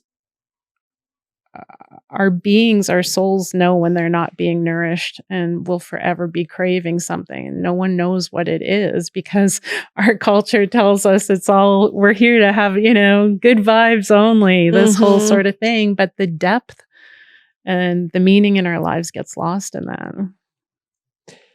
that. There's somebody that works with us that lost a son. Mm. How old was the son? Was he a teen, a young 20? I think he was like 11 or 12. Yeah. And he had some challenges. He had some physical challenges, medical challenges, but still they loved him dearly and were invested in him. And we marked the calendar and asked him about him every time, his death anniversary. It's hard to ask, but and we try to bring flowers or give them something like in nobody memory of asks him anymore. Yeah. Well, I think that's so true. And I think that's one of the hardest parts or harder parts, afterwards, was just we so much want to hear Mila's name. We want to bring her, and everything that she was is such a beautiful, vibrant soul, kind of back out into the sunlight and revel in her memories and talk about who she was. And it's interesting how I think so many people are so reluctant to even put their foot in the doorstep or even kind of venture in that space, because I don't know why. Because I think it's so comforting to hear Mila's name. Okay. It's so comforting to hear the stories, to have somebody remember, to have this again beautiful spirit come by and visit Tara, and ask questions, and just I don't know. It's such a nice connection that is so intimate and connecting between people, but yet I think is so rare, unfortunately, in our society. Yeah. I think people are fearful of death. People, I don't know, there's no more hurt that could be incurred. And quite the contrary. I think just asking the question, saying her name, anything, just so that we know that we will never forget her. And we'll always bring her out into the sunlight and speak to her and talk to her, but just to know that others have also cared and do care, I think is so important. Yeah. Mm-hmm. It's interesting that you said you like to hear her name because I felt led to make sure we spoke her name and make sure I got it right. Mila, right? Yeah. Mila. Yeah. Okay. I'll tell you why people are afraid, or, why it's because I can tell you from my perspective, I don't want to hurt you. Yeah. I don't want to, I've learned a long time ago that the parents want their child's name said. That has passed. Like, it's important for that to happen. So we actually had, I'm not friends with this person, but she had her baby died, and we were going, and the people I was with were friends with this person. And I said, make sure you say the baby's name. And then when we got back in the car, she said, thank you so much for telling me to say her name, because it meant so much to her mom. And I didn't know that. Yeah. And I just remember you're being just going to like, rip them apart. Yeah. Yeah. But the thing is, they're ripped apart. Right. Okay. They are ripped apart. Okay. There's no, can you imagine? No, you can't. Yeah. Until you live it. Okay. No one can. And so there's nothing you can inflict upon me that will ever hurt me more in my life. That's the point.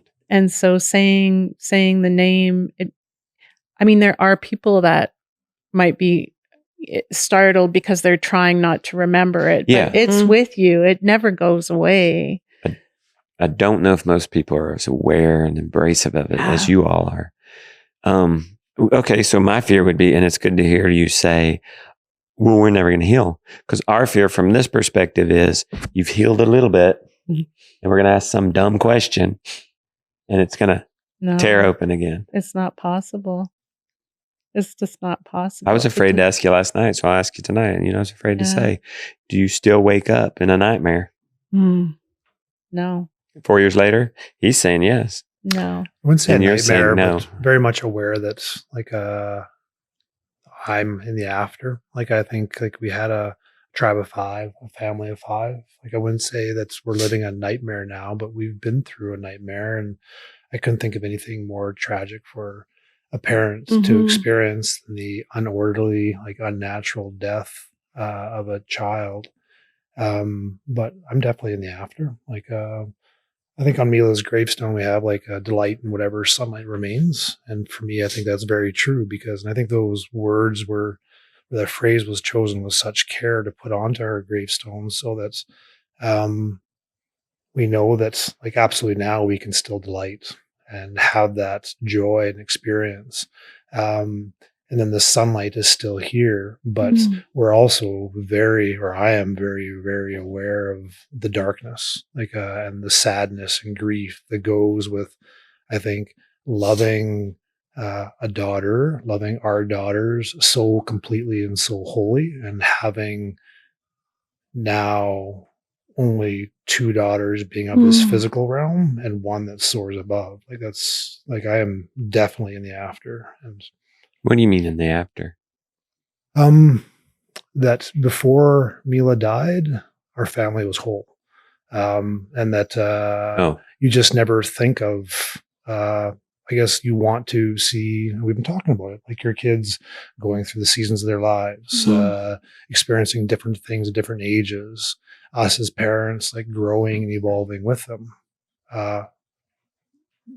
We can't experience that with Mila after she died at the age of 18, because she only had 18 years on this life, or 18 years of life in this world. But who's to say that she didn't fully experience all the seasons of her life within that 18 years? And I think this is the questions, the reflection, the challenging of our thoughts that go through having weathered, I think, a tragedy of this in our family.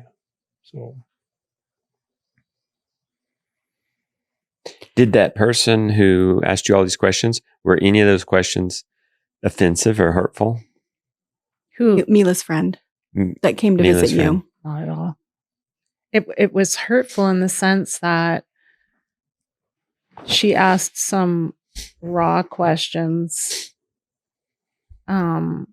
around the circumstances of her death. And so, we were both crying, but I was so happy to be able to answer those questions. Okay.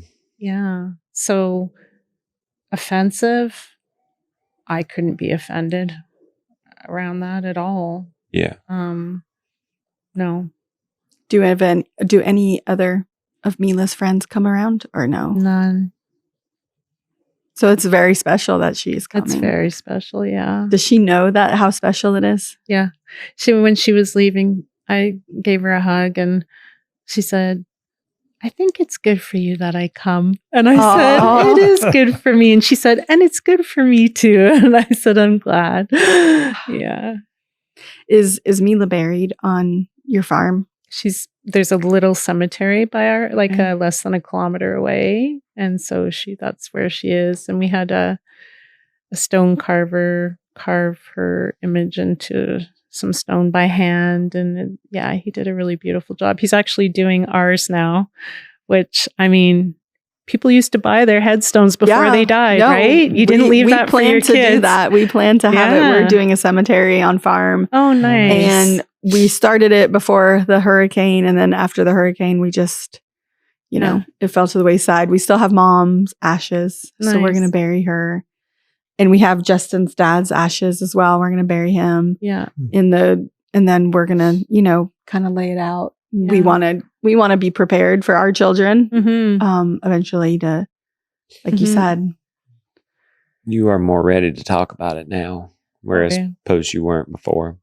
Because you shared more on social than you used to, you were calculated there, I would say.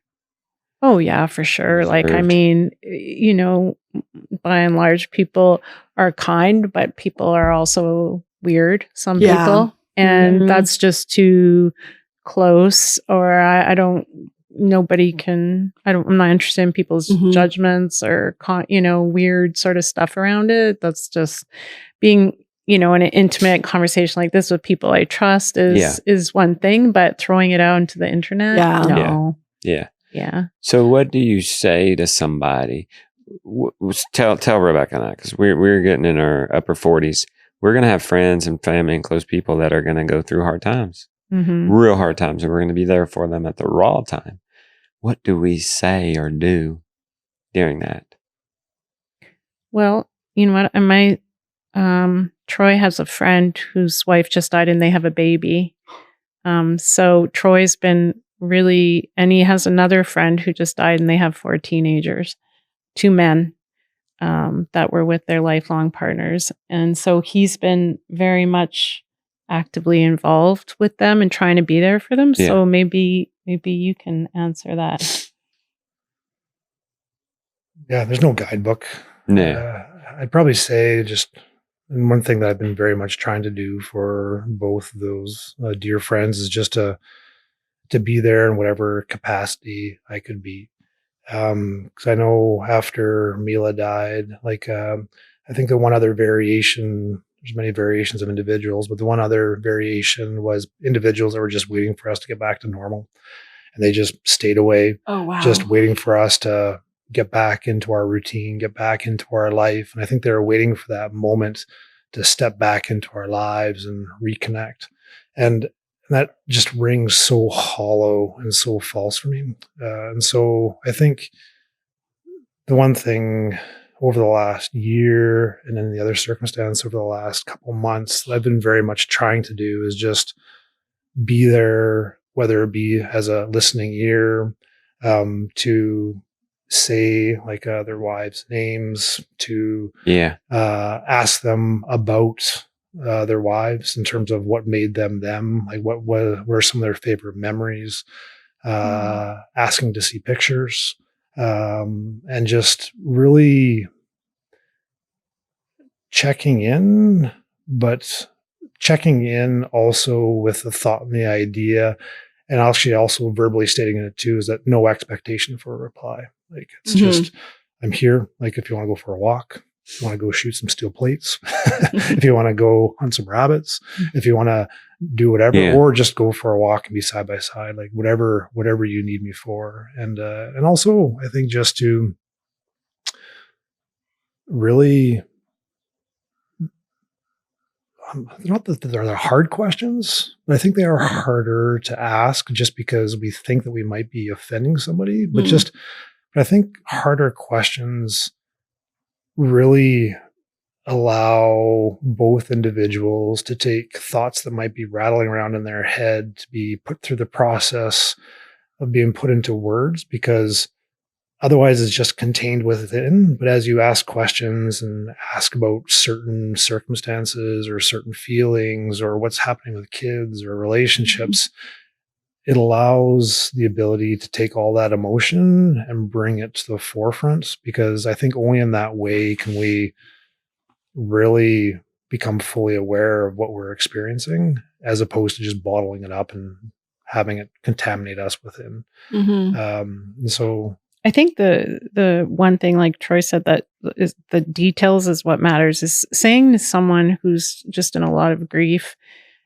if you need anything, I'm here, is just a total cop out. Okay. You have no ability to reach out to people. You just don't. And so, to be honest, like the first year after Mila died, Troy and I we were mad at people. Like I was mad at my friends, and I was mad at my family, and I was mad at people because we were so isolated. And the people that came through, and I still remember this, like there was a mom that used to sit with me in the stands in hockey. We weren't even friends. I mean, we of course say hi and everything.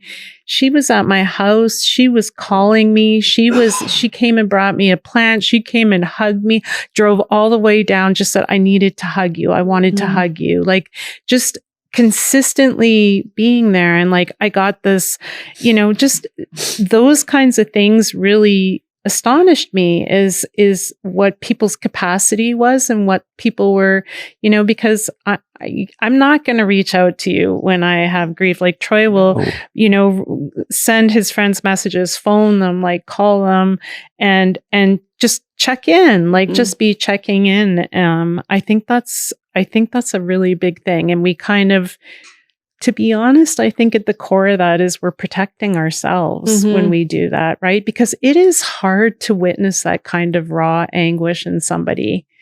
And like you said, Justin, you don't want to make it worse. Like, but you can't.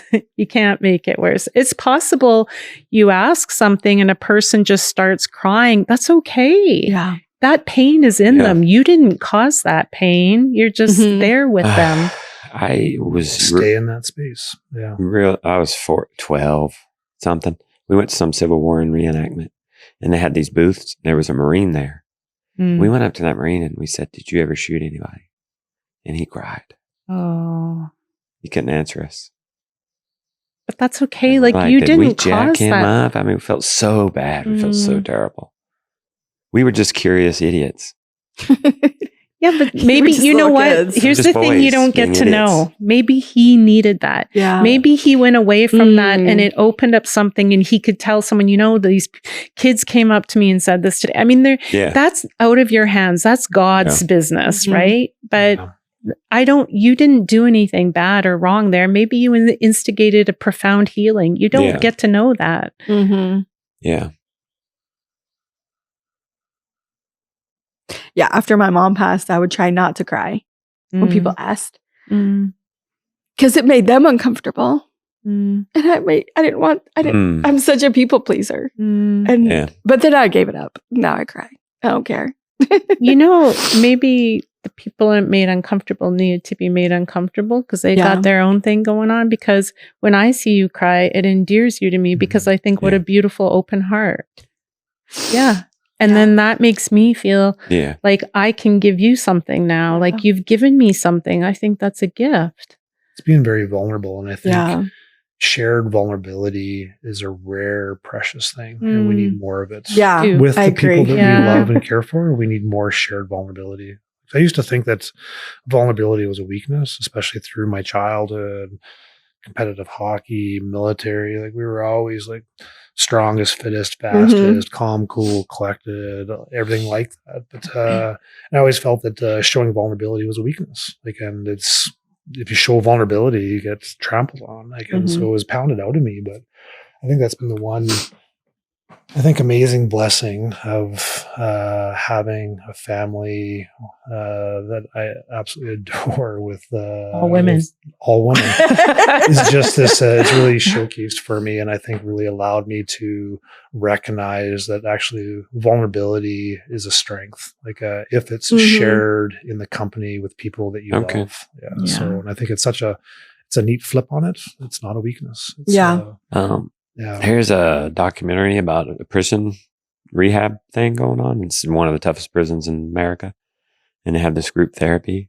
And one thing they're learning, these men, these tough guys, tattoos, they've killed people. They're saying, you got to cry like a man. You can just stand there. You don't hide that. That was one thing they worked through. I thought that was pretty neat. Yeah, it is. These men of men, these men's men crying like men, not just keeping your head up straight and letting it go. For sure. Troy did. Oh, sorry. No, you go. I was just going to say, Troy has worked over the last few years with a post-traumatic stress disorder clinic that's close to us.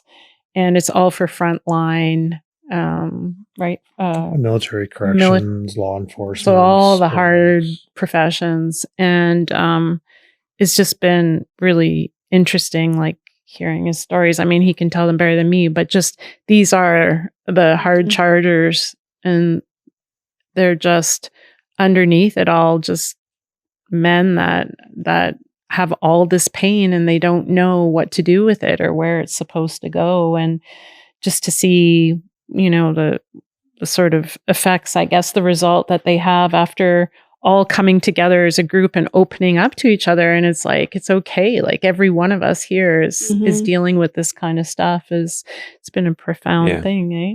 Yeah, for sure. I think a lot of those professions, like it's always, I don't know, like having worked with a lot of individuals with PTSD and having gone through it myself, like, I don't know, I really have a strong feeling that individuals, number one, that put themselves into those professions, like, not everyone, but I think a good percentage, there are like the first in, last out, always put himself into the most hazardous, most dangerous circumstances because they want to be and live in service to others. And I think oftentimes individuals that end up suffering from like a post-traumatic stress, because they have the biggest hearts. They're the ones that's because they've done the job for so long, they've taken on everybody else's pain.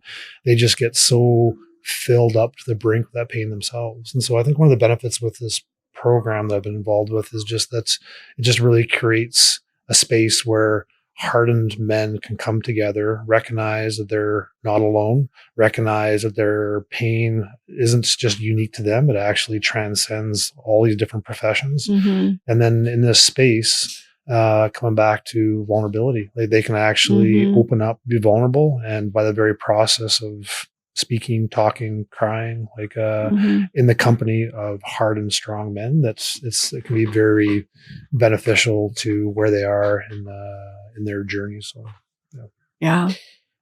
The let me know if you need anything line, that's really just giving you a task. Yes, it is. You're sitting there drowning. Oh, here's one more thing to do. Right. Let me know what I can do to help. And by the way, you have to guess what I'm willing to do. Right. Because people have asked me this, and I said, would you go pick me this up at the grocery store and bring it? Oh, well, no, I can't. I can't do that. Well, sorry, I misguessed. Yeah. I'm in a crisis over here. Right. Right after the hurricane, we were in it was a mode for 10 days. It was a Katie bar the door, just really stressed, really intense. Just make sure all the animals are safe, all we're safe, neighbors. And, we didn't have our house washed away, but much of our farm got washed away. We lost animals and this and that. I know now there was people a lot worse off. Somebody drove down here, 4 men in a side-by-side, being, help the community. Tough guys. What do you guys, tell me what you guys need. And it was at the end of the day, I was set down, defeated on a concrete wall. And I thought, I have a track light. I need a dump truck. They laughed. I guessed wrong. He wasn't willing to do that. Wow. But I did need a dump truck. Wow. But The best help, Mm.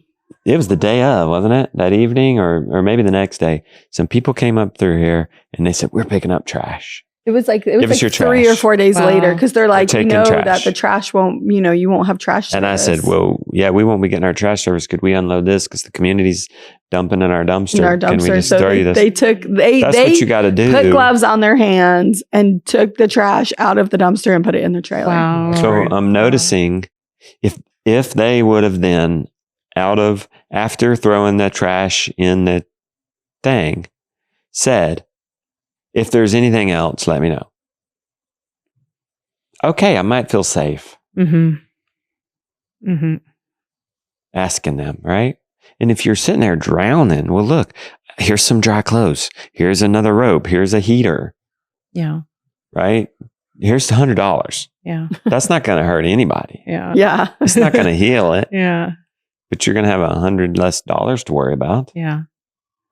Yeah. And I think a big part of this too is like actions speak so much louder than words, right? So like had individuals come up here and just started picking up trash. Yeah. Or just come up here and with chainsaws and started clearing your roads. Like Mhm. actions just mean everything. And I think along that idea too, I think we're also in a culture too where there's very little follow through, where people will say something and they'll offer something up, but they just won't actually do it or won't follow up with it, and even for the small things, because I think that's one thing that I've even learned in our relationship. Like if you say something, even if it might be the smallest thing, like follow through, because I think on that note, you're able to continually build trust. You're not eroding trust, and you're just staying true to your word. And I think like our word means everything. Mhm. And it has to be absolutely demonstrated through our actions. So, Yeah. Was this book? This one. Yeah. I got to ask you some questions about this. It was an honor to get the uncorrected proof, not for resale, not for quotation edition. pretty cool. One and only. I love those editions. And I was ready to read this because I'm ready for real. I'm at that stage in Homestead. That's why I ask you too. Help me here. So that's why I ask you too. When does the dream becomes a nightmare? Because I'm burnt out. Yeah.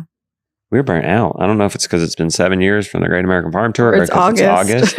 Or we really went hard this year. Yeah, this year we've definitely gone the hardest we've ever gone. It's think really that's part hard of to the keep ahead of renovation?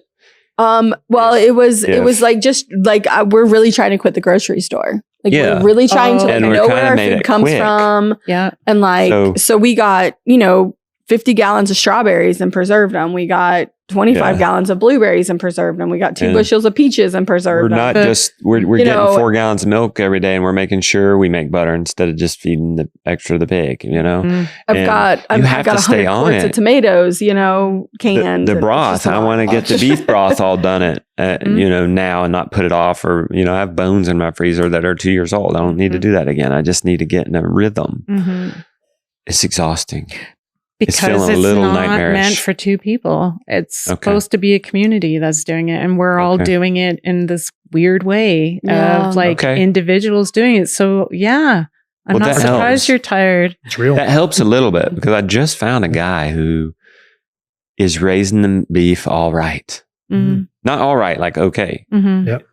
Probably Like even the better way than we I am. do. Like He's the way moving we them do. every day. He's Mhm. giving them the minerals. He gives them some garlic salt. They don't have any flies. He sent me a video. There's no flies on these cows. Mhm. It's There the are red no flies. garlic I salt. swear. Oh, is that It's very right? That's the interesting. trick. I got to figure out what he's Is it doing. going to change I the know what he's doing. We can. But it's like if I'm on this nook and cranny farm then, and then we're feeling this burnout, why not collaborate with the community? Yeah. And we want to eat more beef, but we only have the 12 acres or Yeah. whatever. Mm-hmm. Buy Well- some beef from that guy. It's okay. Mhm. stripped out the strawberries. We had planted strawberries last year, Yeah. and then we got barely any this year. Yeah. And we were like, no, we're not waiting a second year to see if we get something. We're done. Like So- we're just going to go into the community and buy the organic strawberries Yeah, from them. yeah. So is that the trick? It's not to just, grin and bear it. We're going to do this as a family. Well, It's let's reach out into the community when we can. I mean, growing up, like my babka, my Slovak grandmother had 7, 9 children.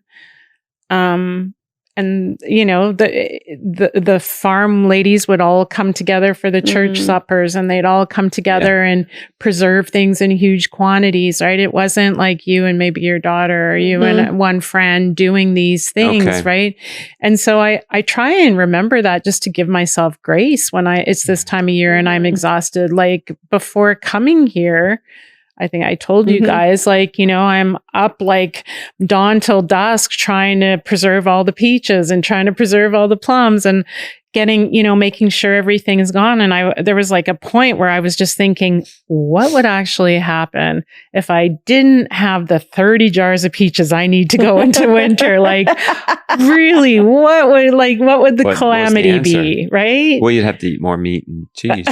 Or the 10,000 pounds of the other fruit that I have preserved. Okay. Like, so I don't know. I think we're always adjusting too, and like trying to see like what can give, because there's people around us that are doing this well. I think for a long time we were in the mindset of, the systems are going to collapse. And I still think the systems are going to collapse. Personally, I think they will.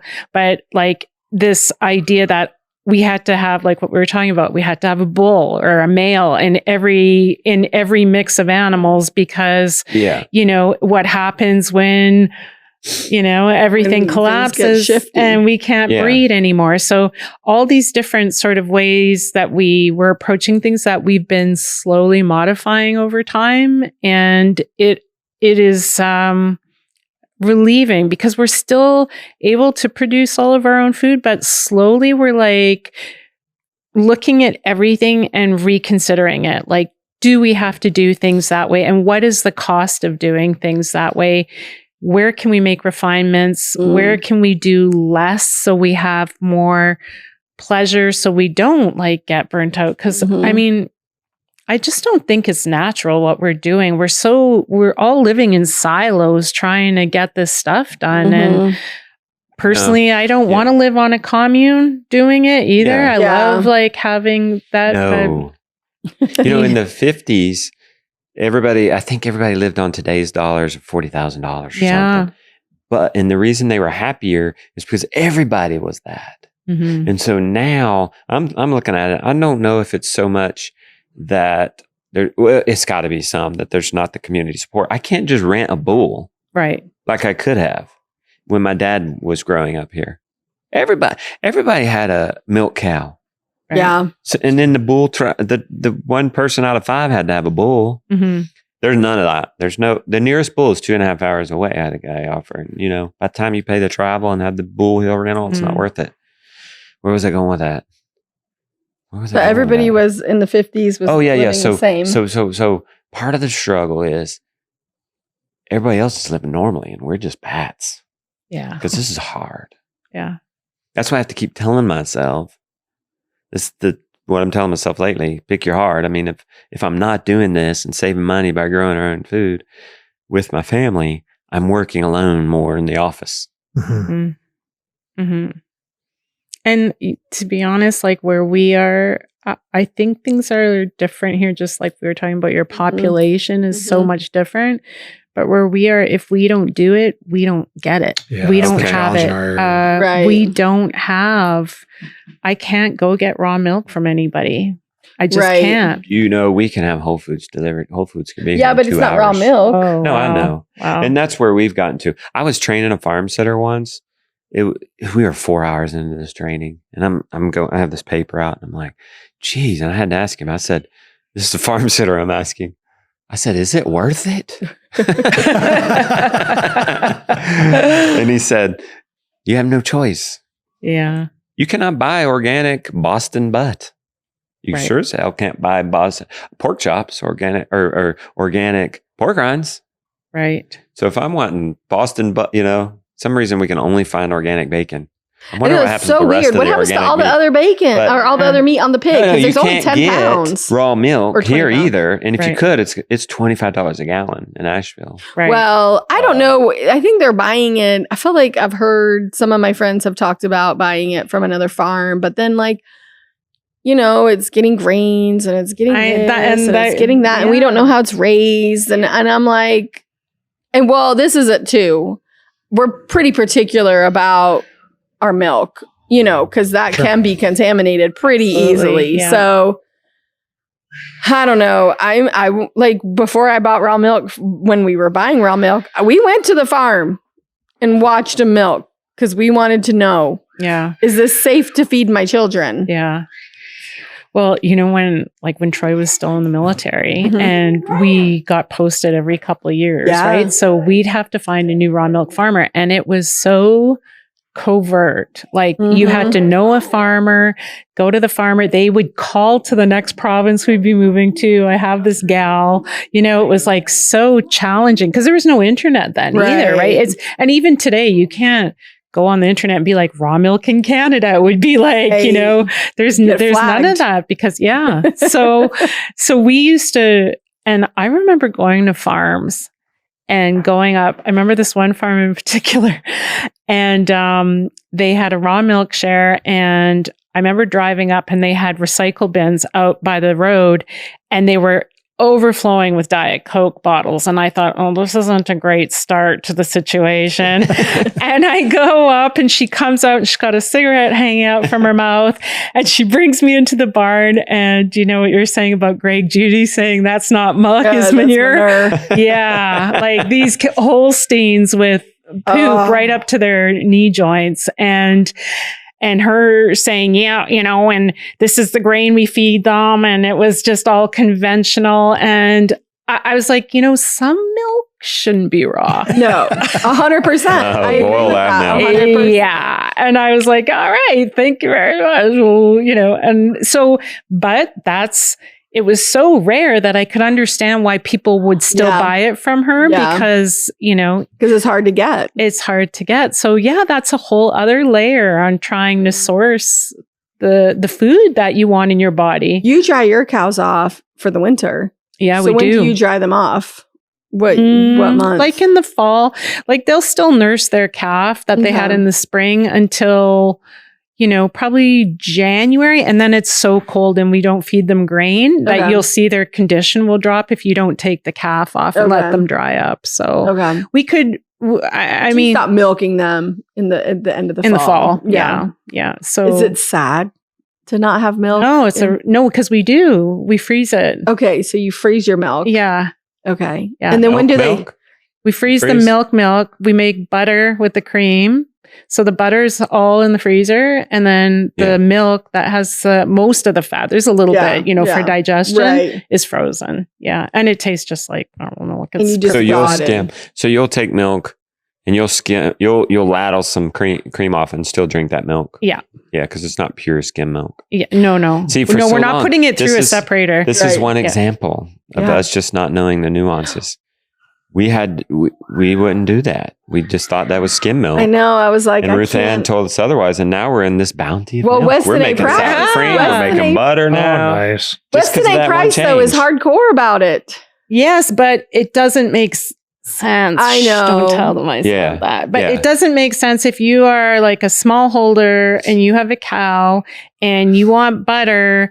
And this idea, like, to me, that idea is formulated around a grocery store. Right? Because I can go get cheese, I can go get cream, I can go get whole milk. That doesn't happen from a cow. Yeah. Well, it's like people just eating ribeyes. Right. Like their whole life. And like, where's all the ground? Exactly. And the ribs and the this, all the things, the roasts that come with a beef cow. I think that's, hold on one second. He's melting down. He needs a snack. Give him some yogurt. Is that Henry? Or? It's Henry. Yeah. He's melting down. I think that when we started, harvesting our own animals, I realized all these things. Like, because long time ago when I cooked from the grocery store. Yeah. You need skinless, boneless chicken. Yeah. You need this, you need this meat, you need this, and you just go to the meat counter and you get what you need from the grocery store. And then you come home and you just make those recipes. But, then we did just start parting our chickens. So that's nice because we can choose the cut a little easier. We have some whole from before, but we used to dip them in the hot water with the plastic bags. Mm. So bad. And then like a couple years ago, I was like, more turned on to like, that's not really great for you. But it took us a couple years to change. And then this year we did, we parted them and put them in plastic bags, but we vacuum sealed them. So it's a little better. Mhm. Nothing's hot, at least in the plastic. Yeah. But yeah, like, well, it's always a battle. It's exhausting. it is. And that's it too. There's I always think that's it too. Is That keeps it exciting, but it's also because like how many years did we dip the chickens in the plastic bags? Because it was just easy and that's just what you did. And Yeah, but you live and you learn, right? Like, Yeah. So, I mean, I did probably 10 years try to figure out how to freeze chicken without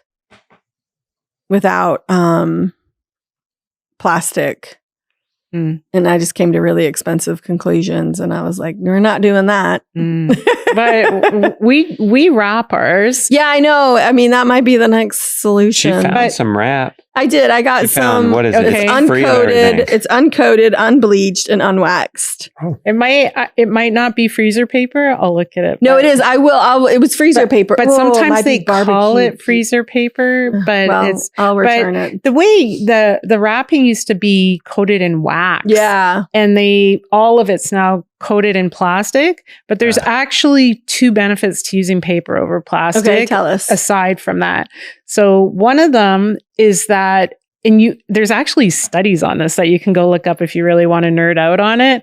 But the difference in the nutrition Okay. of the meat is far superior when it has an opaque covering on it, because So it can breathe? No, it doesn't breathe. Okay.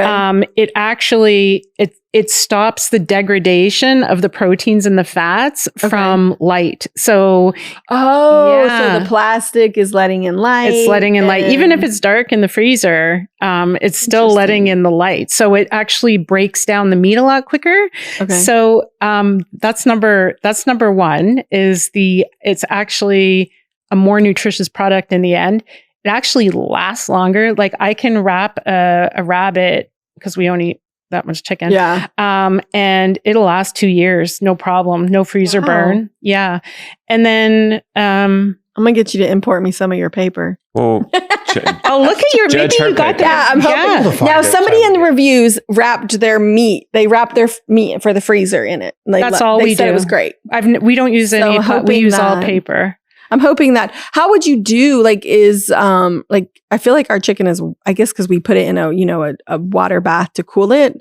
Mhm. So then, do you just let it dry really well, or do you dry it to get it? And does the paper like get wet? Does that make? Good question. What, Our chicken's always a little wet when we're wrapping it. why do you have to put it more? Why don't you air cool it? Pull it off. Because we don't have anything to air cool it with You yet. have a cooler though, don't you? Walk-in cooler? Not yet. Oh, We I had thought you one. did. We did have one in our old house. What did And then you? we took Where it did you out. hang the beef? We took it to a But you have to a local rinse off butcher the chicken who- too after you've eviscerated and butchered it. Yeah. So you just wrap it because So it's the rinse it. same thing. Yeah. It's the same thing. But even when we do our ducks and turkeys and Mhm. geese, do all the cleaning and stuff, rinse it off, and then we hang it in the walk-in cooler, and it air Okay, chills all right. instead of water chills. Okay. Which Well, is we're actually- gonna get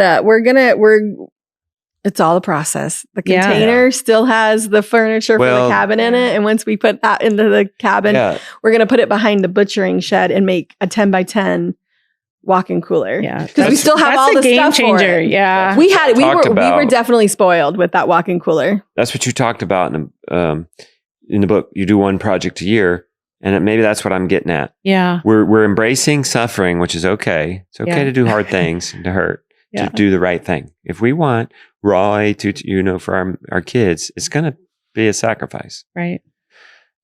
But then when does it become A burden? Like not slowing down? yeah. Mhm. Like if we do all these things right, Mm-hmm. suddenly we're not the slow down farmstead anymore. Mhm. We're So back to the rat race The and on pickup the rat farm. race. The rat race farmstead. I think the one thing I would say on that is like absolutely with any or homestead, it's a fast tempo. But I think the slow for us also comes in the fact is that we work hard, but we also craft in slow moments. And I think that's one thing that Tara and I have really made certain that we adhere to during these busier parts of the year is just like in the morning, for example, like we'll set a time. Okay, we're going to get together at 10 o'clock. Okay. And then at 10 o'clock, we go in, we sit down, whatever it is, but just kind of crafting in that moment to slow down. Okay. Because it's almost like you're earning that moment and it becomes more precious, more it's enjoyable. very sweet. It's very sweet. And I think otherwise. It's the kids. This is what I'm like, I love that. But I'm thinking we go in at 10 a.m. and then the kids are like. No, we do it after dinner. The kids are not allowed to go on the walk. Yes, we go on our walk alone. Yeah. And then we take the Sabbath. We don't do anything but projects on Saturday. Yeah. We do nothing. No, not projects. We get the chores done. We call it a 0 day. Yeah. We just get the chores done. Yeah. And really do nothing. And really read books, watch a lot of times TV. On Saturday, our neighbor does the chores for his learning. Yeah. Because he takes Sunday. He wants to learn more how to do it. And they love milk. So their milk, Justin helps them because there's a lot of nuance, that he's not going to know what to do. So Justin goes and then they get all the milk and eggs and they're happy that they're getting that. And then we get a complete day off, which is nice. The kids at least do, Justin. So you're saying as long as you don't cut into these times, these designated times, just get as much work as you can get done, do the most important things. Yeah, sorry. You're never going to do it all. We shifted from this idea, this was quite a few years ago, I guess. We used to just sort of go out and fill our day with all the tasks that had to be done. And we stopped doing that. And we shifted to what are the tasks that we want to do today that, and you prioritize whatever. And then outside of those tasks are the pleasure chunks that we build in, like in the afternoon, like what you were saying about, the kids following you. There's nothing stopping you from like pouring a nice cup of kombucha or whatever you do and saying to the kids, Mommy and Daddy are going to sit down. Yeah. And even if you have to go hide behind a tree and sit on the grass together for 20 minutes and take off your shoes and just cool down or whatever together, it's prioritizing that. Yeah. Like that is what we're going to do. That's part of the way we operate. And that's that. Yeah. Well, Saturday's our day off. So Sunday's always hard. It's our Monday, it's hard. Get back into it. And we've gotten to where, Sunday afternoon we have a nice coffee. We'll have some sort of fun drink. It's just you and I. Yeah. Or do we involve the children?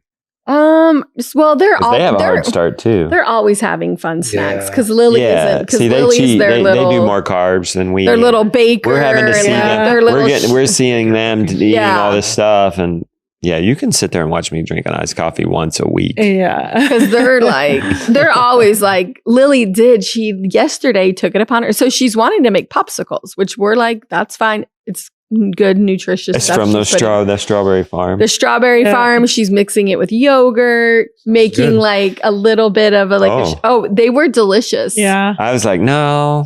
I'm not really a popsicle guy. And then I saw them. I'm like, ooh, those are creamy. Really icy. So then he's like, let me get a bite. So then I gave him a bite of mine. He's like, I need one. But we all took a little break under that shed. Yeah, it was so fun. We planted our fall crops yesterday and we sat. They all showed up. It was fun. It was actually fun. Like when they're not bickering with each other, it's a lot of fun. Yeah. You know. It's kind of rare. Yeah. Yeah. It's rare. It's the reality of it. It's kind of normal that teens and middle school age kind of kids bicker a lot. Oh, yeah. And they're siblings too. Yeah. You cannot take away this. But they've got Lily in the kitchen and they'll be like, hey, Lily, do this. Hey, Lily, make that. Lily, she'll do it. She loves to do it. She does. She might be a little begrudging, but she loves it. For the most part, she does it because she wants to eat it too. Yeah, exactly. She'll do anything for them. Have you noticed that? She will.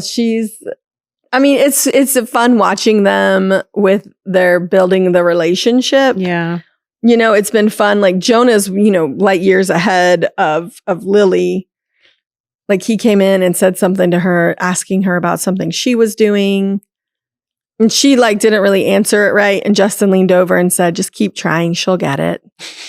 She didn't really. Yeah. They didn't have the conversation that maybe Jonah was hoping for. That. I could not believe that. He asked her, how was the horse show? I was like, that's really neat. Wow, is this the moment they grow up? Yeah. Are your all's daughters friends? Oh, with best each other? friends. Yeah, they're Best, best of friends. Yeah. So your Does that one mean daughter. they call each other every day? Every day. I think they do. Text? Yeah. Yeah. No, they talk on the phone every day. Wow. Yeah. And what is 31, That's neat. 28. 28? So Wow. Ella's 28. She's an acupuncturist, and then she has her own skincare business. Is she? Yeah. That's so cool. Yeah, it's very You have- handy. She's Does she, Very does she handy. do it on you guys? Oh, yeah. Yeah. Oh, that's amazing. Yeah, she's wonderful. And so they're very close, which is really, really nice to see. How did that happen? How did you facilitate that? What part? Their Them being relationship? friends in adulthood.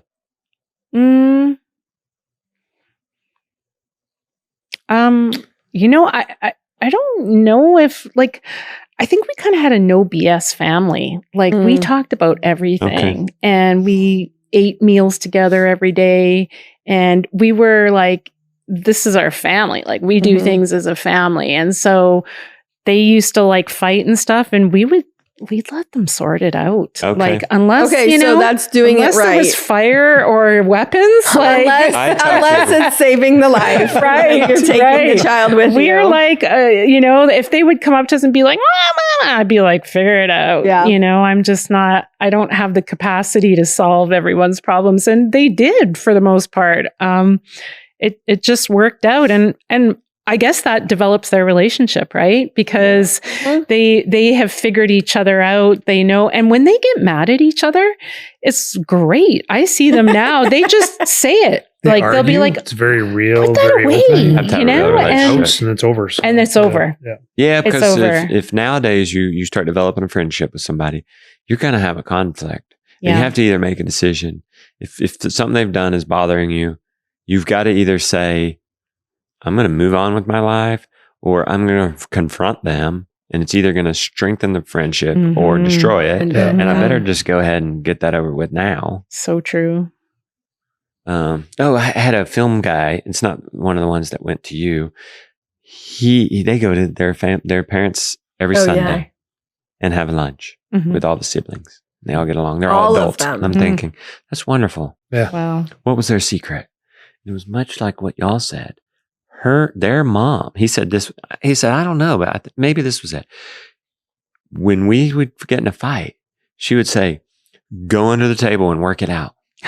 So they had to go under the kitchen table and work That's it out. funny. And I guess she could Wow. have supervision-ish, Yeah. but not be the judge.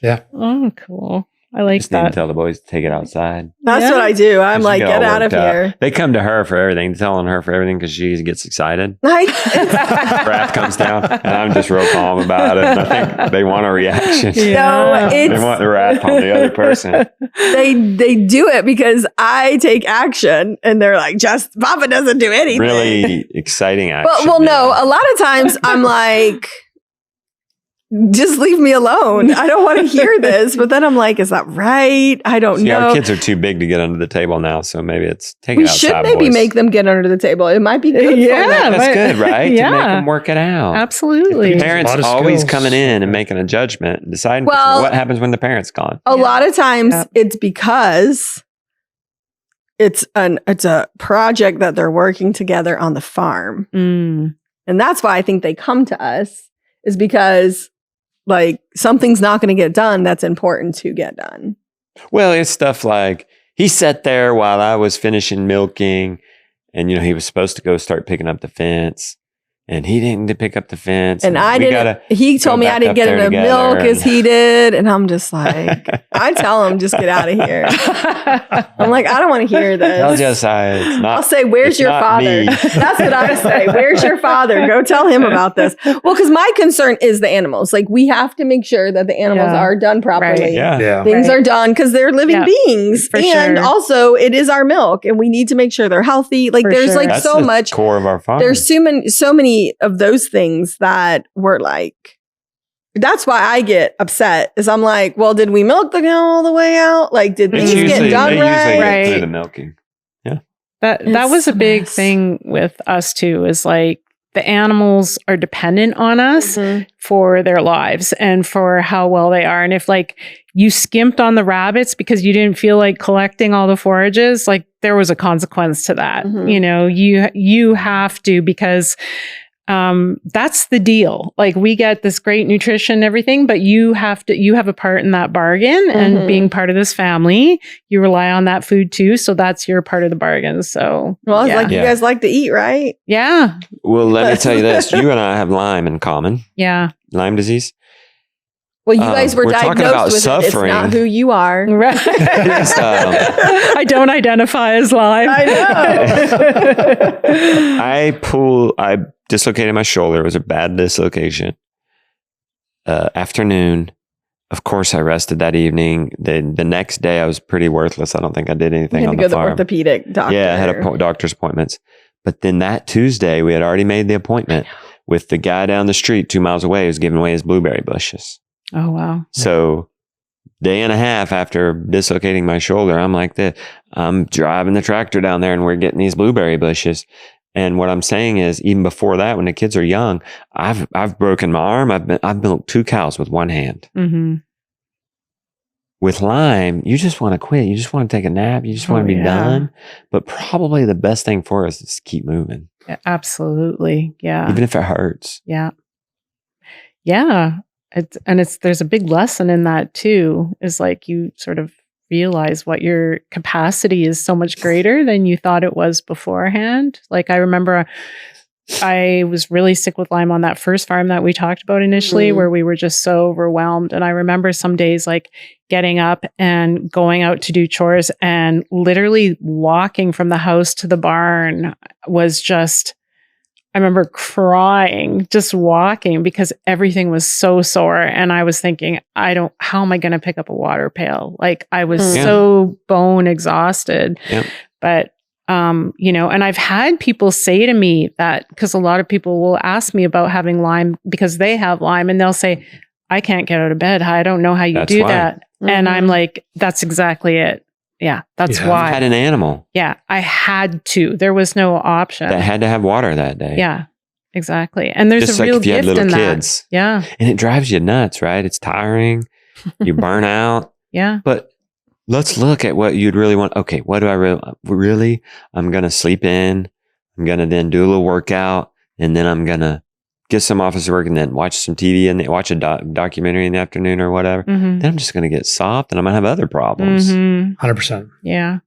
Yeah. I can't imagine him doing probably that. Probably going to lack purpose in my life and be even more depressed. Let's just say that's not going to be Justin. He's going to be mountain biking. He's going to fill it with something. He cannot stop. Saturdays drive him nuts because he can't stop. And I'm like, man, I'm resting today. I'll see you later. I'm going to lay in bed. He's just like, how do you stop? I'm like, I just do. Yeah. I'm just stopping. He can't stop. Him acting like he's gonna do that. Watch a documentary in the afternoon.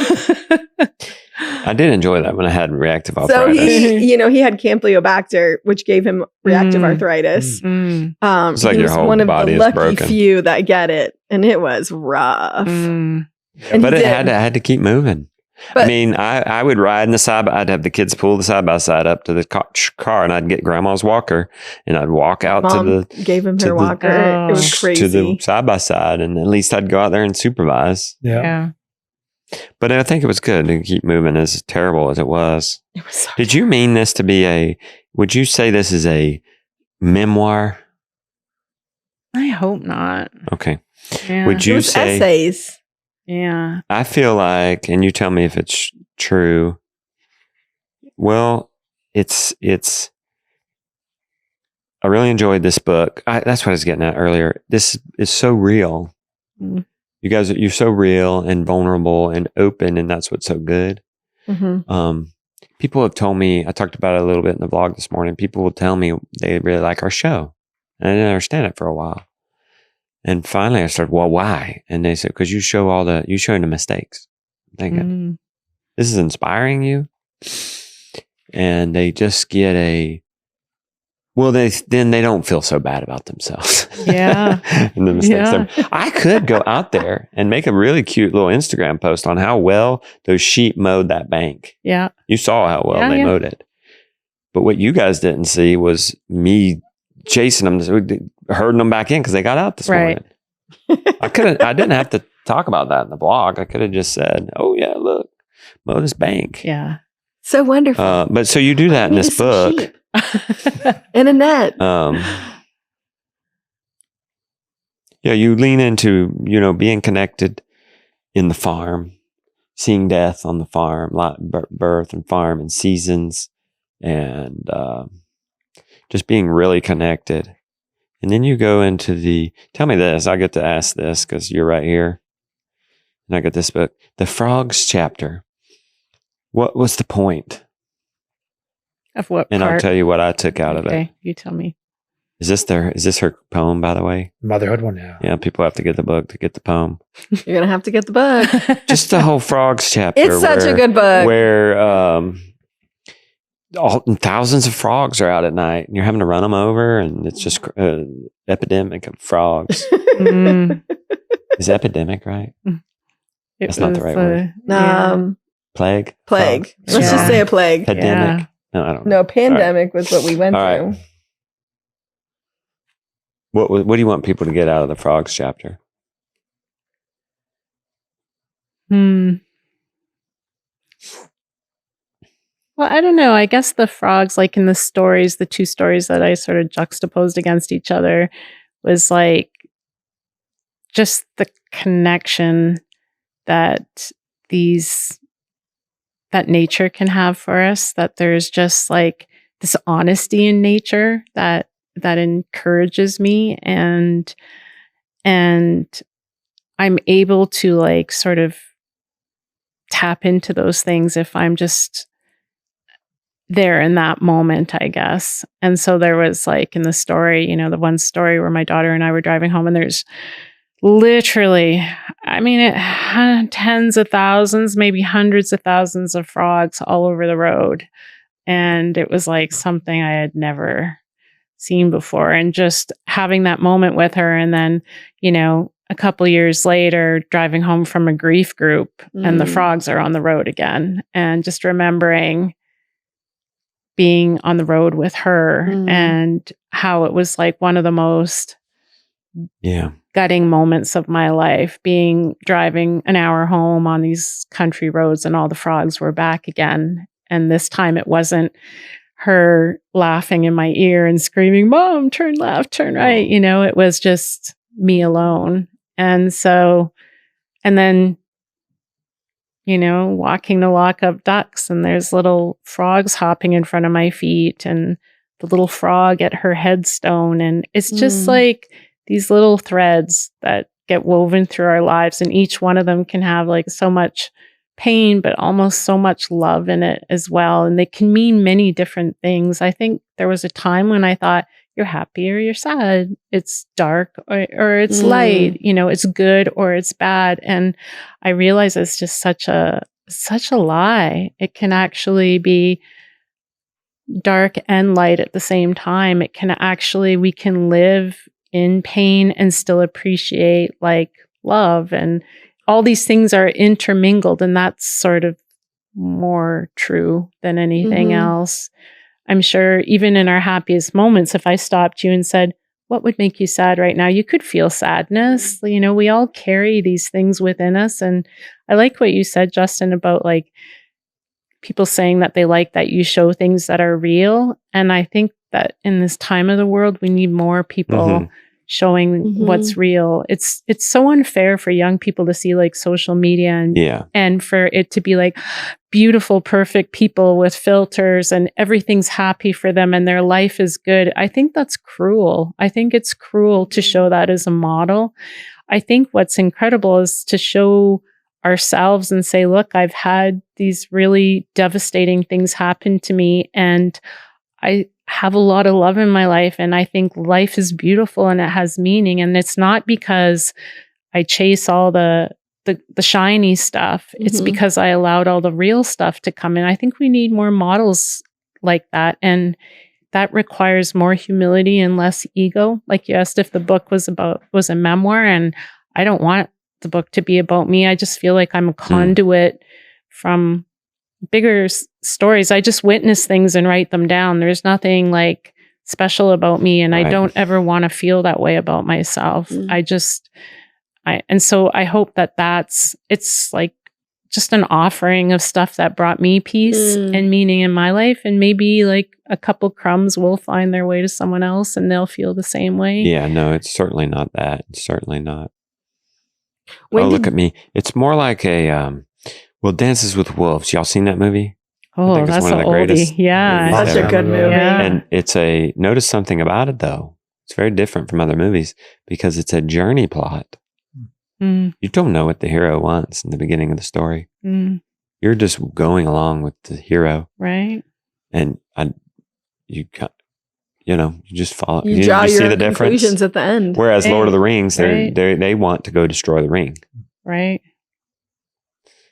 That's and that's a different kind of plot. That's most of the story plots. But so I think you do a good job doing a journey plot type of thing. Don't know necessarily where it's going. And then it's like, oh, wow, we're going deep. So it's good. And it's going to help a lot of people. When did you start writing?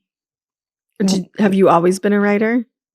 I started writing in grade 6 with Sister Kelly at my Catholic school. She got us to write journals. And started that, and we would hand them in and she would write in the bottom of them. And I was so hungry for her attention because I loved her so much. And she would write, "Oh my, Tara, this is so creative." And I still have that journal. Really? Is she still alive? I tried to look into it a few years ago, and someone said she had left the order, the sisterhood order, whatever, and they didn't. There's no know where tracking her down. Dang. I think about her also. I know. That'd be so cool to get her. I want someone to connect me with her, but yeah, I don't know. Well, maybe somebody listening to this will know. What's her name? Sister what? Sister Kelly. Okay, we know any rogue Catholic nuns? Ex-Catholic Kelly. nuns. From where? Where was this at? Winnipeg, Manitoba. Yeah. Okay, you never know. It's a Christ small the world. King School. Yeah. Christ the King. Yeah. Wow. Yeah. I find that we document with a lot of video, us capturing us. It made it even more special to me. I know for some people it's a distraction, but when we were supposed to be done with the vlog that day at 9:45, she didn't get the memo, so she kept filming because I handed off to my editor before he left, and now I have to do a Dropbox upload. But anyway, she kept filming, and we had that ice cream moment. Oh, yeah. Got it on tape. Yeah. Oh. So now we have that. Nice. Of us all just sitting around So and the thing is that we have all the raw footage, Mm-hmm. right? Have we stopped keeping all the raw Yeah. footage? It's on a T drive and it's I'm on like, when my kids Dropbox. get married, they're going to have the most epic Yeah. wedding video. Yeah. We're pulling out all the guns. I know. We're But pulling anyway, it all out. So you capture though, and I encourage people to capture and document. And it doesn't have to be a YouTube vlog. yeah. It can be journaling. Yeah. And like what you're doing. Mm-hmm. There's something about sharing it with others that completes your joy or your grief. Mm-hmm. Because it brings meaning, right? Like if there's meaning in something I share for you, even if it's something I didn't even think of, that's like a connector and it's our humanity. And I think we need more of that, in the world. I think we need to be connected to each other and offer to each other, like, this happened and it really crushed me, but I'm still here. And like stories are so powerful, however they come, like whatever our creative force is, to be able to share those stories with one another. I mean, that's the meaning of life. It's what builds relationships and holds us together and helps us to grow and learn from each other. I think that those things are integral. The other day, we were with our granddaughter and he was sitting down reading her a book and I was sitting across the room and I was just recording them quietly. He didn't know. And it was just such an innocent, tender moment. And I watched it later with him and I was just crying because it was just so, because you're fully there, when we can be fully in the moment of our lives, like that's it. That's like the thing everyone's looking for. And it doesn't matter where it is. And I guess that's why I called the book like Radiance of the Ordinary, because it's just those ordinary little things to be able to like just give yourself over to that few moments, when our granddaughter reaches up and touches your cheek and looks at you and says, "I love you." or just as like running and laughing or whatever, just being with your spouse and sharing like a full body embrace before you take on the day or whatever, and being fully present in that moment, I think is what everybody's looking for in all these weird places, but it's available to us all the time if we are willing to be opened up to it. Yeah. So in a world with Instagram perfect and AI chatbots with instant information, this is going to stand out because, one thing that's really good about this, I always really like it when in a film I can make somebody cry and laugh in the same film. And you've done that with this book. It's an easy read. It's real. You're going to learn stuff for your homestead. One thing I learned, this is maybe not homestead, this is more home ec. But you better warm the coffee mug with water. Oh, you better. I've been doing that ever since. Have you? Telling everybody about it. He does tell everybody about it. That's so cool. Because what is the word? Indignity? Yes, the indignity of it. Indignity.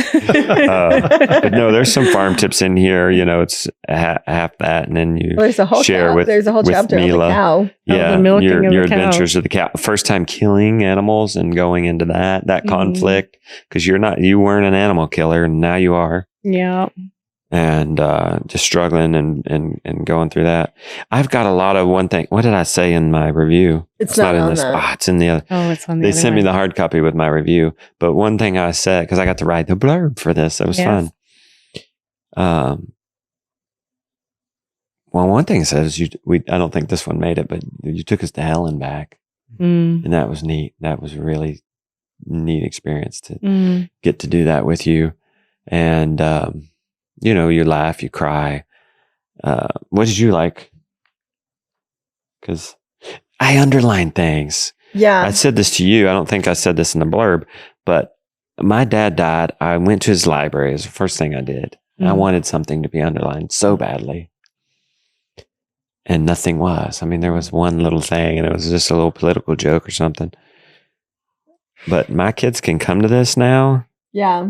When I'm gone, and they can say, he was there in a bigger, more expansive way and among us rather than encapsulated in the body that remained. Let me give this some context. There beside Richard's body, I had the sense he was there too, beyond the physical body. The body was no longer living, but still the essence of him moved through and around us. And this is what I underlined. He was there in a bigger, more expansive way and among us rather than encapsulating in the body that remained. So, that touched me and that spoke to my soul. And now my kids can say, oh, that meant something to Pop. Yeah, I like that.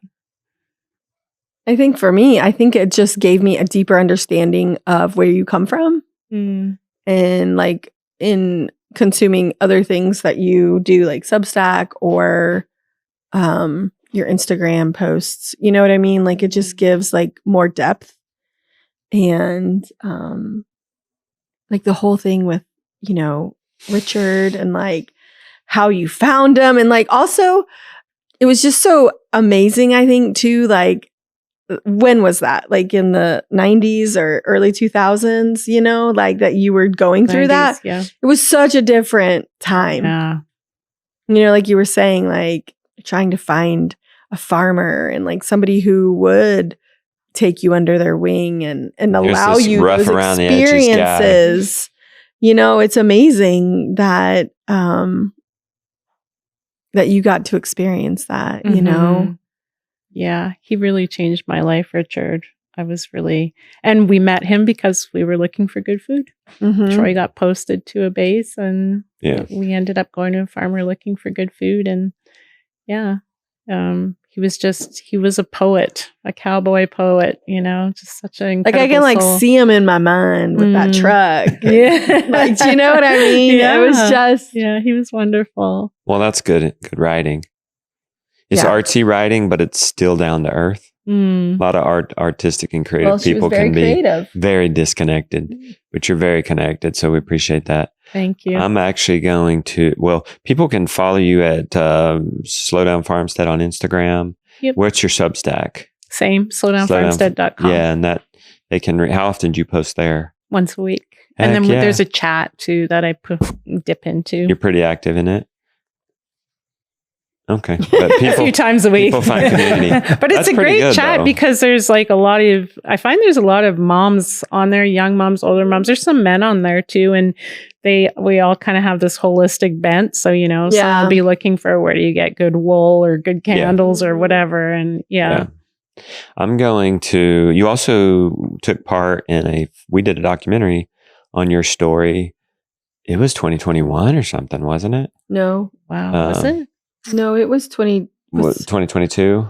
Well, you talked about Mila. 2022. Yeah, you talked about Mila. Yeah. And that it was was like one of the first times you ever talked about Mila publicly, I think. Yes, it was. Yeah. So we really appreciate you for that. Well, we appreciate that you did very it. Thankful It was beautifully done. I'm just amazed at the quality of the work that you guys put in. The passion is so clear in what you do. And like, it's on a whole other level. I don't think there's anyone doing what you guys are doing on that level of, I feel like our niche has to be, because we can't compete with Netflix or Angel Studios. So our niche is going to be able to, Netflix isn't going to make a documentary on you guys. Mm-hmm. Not insulting you anyway, but that's where we have to niche. We have a documentary on you guys and Ruth Ann Zimmerman and the Sheards and all these people. Because a lot of the audience wants to go deeper and watch that kind of stuff with their family. For sure. Yeah. Yeah, it's really nice that that's there for families too. Because there's that's a real void. And Yeah. And we were talking earlier, it's there because, YouTube won't let you post butcherings. Right. Or, and so that's real. And that's an important part. What you need, Lily? Should I start dinner? Yes. Thank you. The meat is on the stove. I hope it's still cooking, you don't have to because it had gotten turned off. Hopefully it didn't get turned off, but you can make any sides you want. Thank you. Yeah, and so what I'm going to do, Make something fun. if anybody gets let's see, let's do this through maybe September 15th or something. Well, when's the official? The 2nd. September 2nd. Yeah, but apparently, you are allowed to sell them before. Okay, that's because this will go up. Hey, Matt, can you get this up this weekend? September 2nd's like what, Tuesday? Okay, like next week. We'll get this up weekend. So let's do, and then September through September 9th-ish. I'm gonna what we could do on through 9th-ish. Let's do, if they get this book through us, we'll put it down in the YouTube shopping, and then we'll do a link. We're going to let them watch Divergence. So anybody that buys this through us, they amazing. automatically get emailed Great. your Divergence episode. Oh, that's awesome. For a bonus. And the one they would get is a hardcover, because that's Yes. just this your is soft pre-copy. cover. It's really nice. You send us a hardcover, and it's got my blurb on it. Yeah. I'm get so to hear what grateful for your Justin blurb. said. I gave them a couple of, and I didn't use AI to write it. I didn't Nice. He did. He gave her several options to choose from. Yeah. Nice. Yep. All right. Anything else you want to add? No, just thank you for having us here on your beautiful farm and beautiful family. And it's just, it's very invigorating and warming to be around you guys. So we're grateful for everything that you've done and you do, and that you're putting out into the world. We need more like you. So I would totally agree with that. And just thank you so much for sharing a meal with us last night. Oh, you're and this welcome. afternoon, and letting us get to spend some time with your kids. You have an incredible family, and what you're doing here is just so noble and inspiring. And just thank you for being a part of our constellation with Divergence, and now having us here. So we're very grateful. And it's so nice to have this connection, and looking forward to doing it again. So heck yeah. Well, having y'all encourages us. You talk about burnout, but it's good to get people coming through and remind you why you do this, and know that we're not crazy. Yeah. And that other people are doing it. And other people are struggling. Sure. And whatnot. So thank you. Thank you. Thank you guys so much.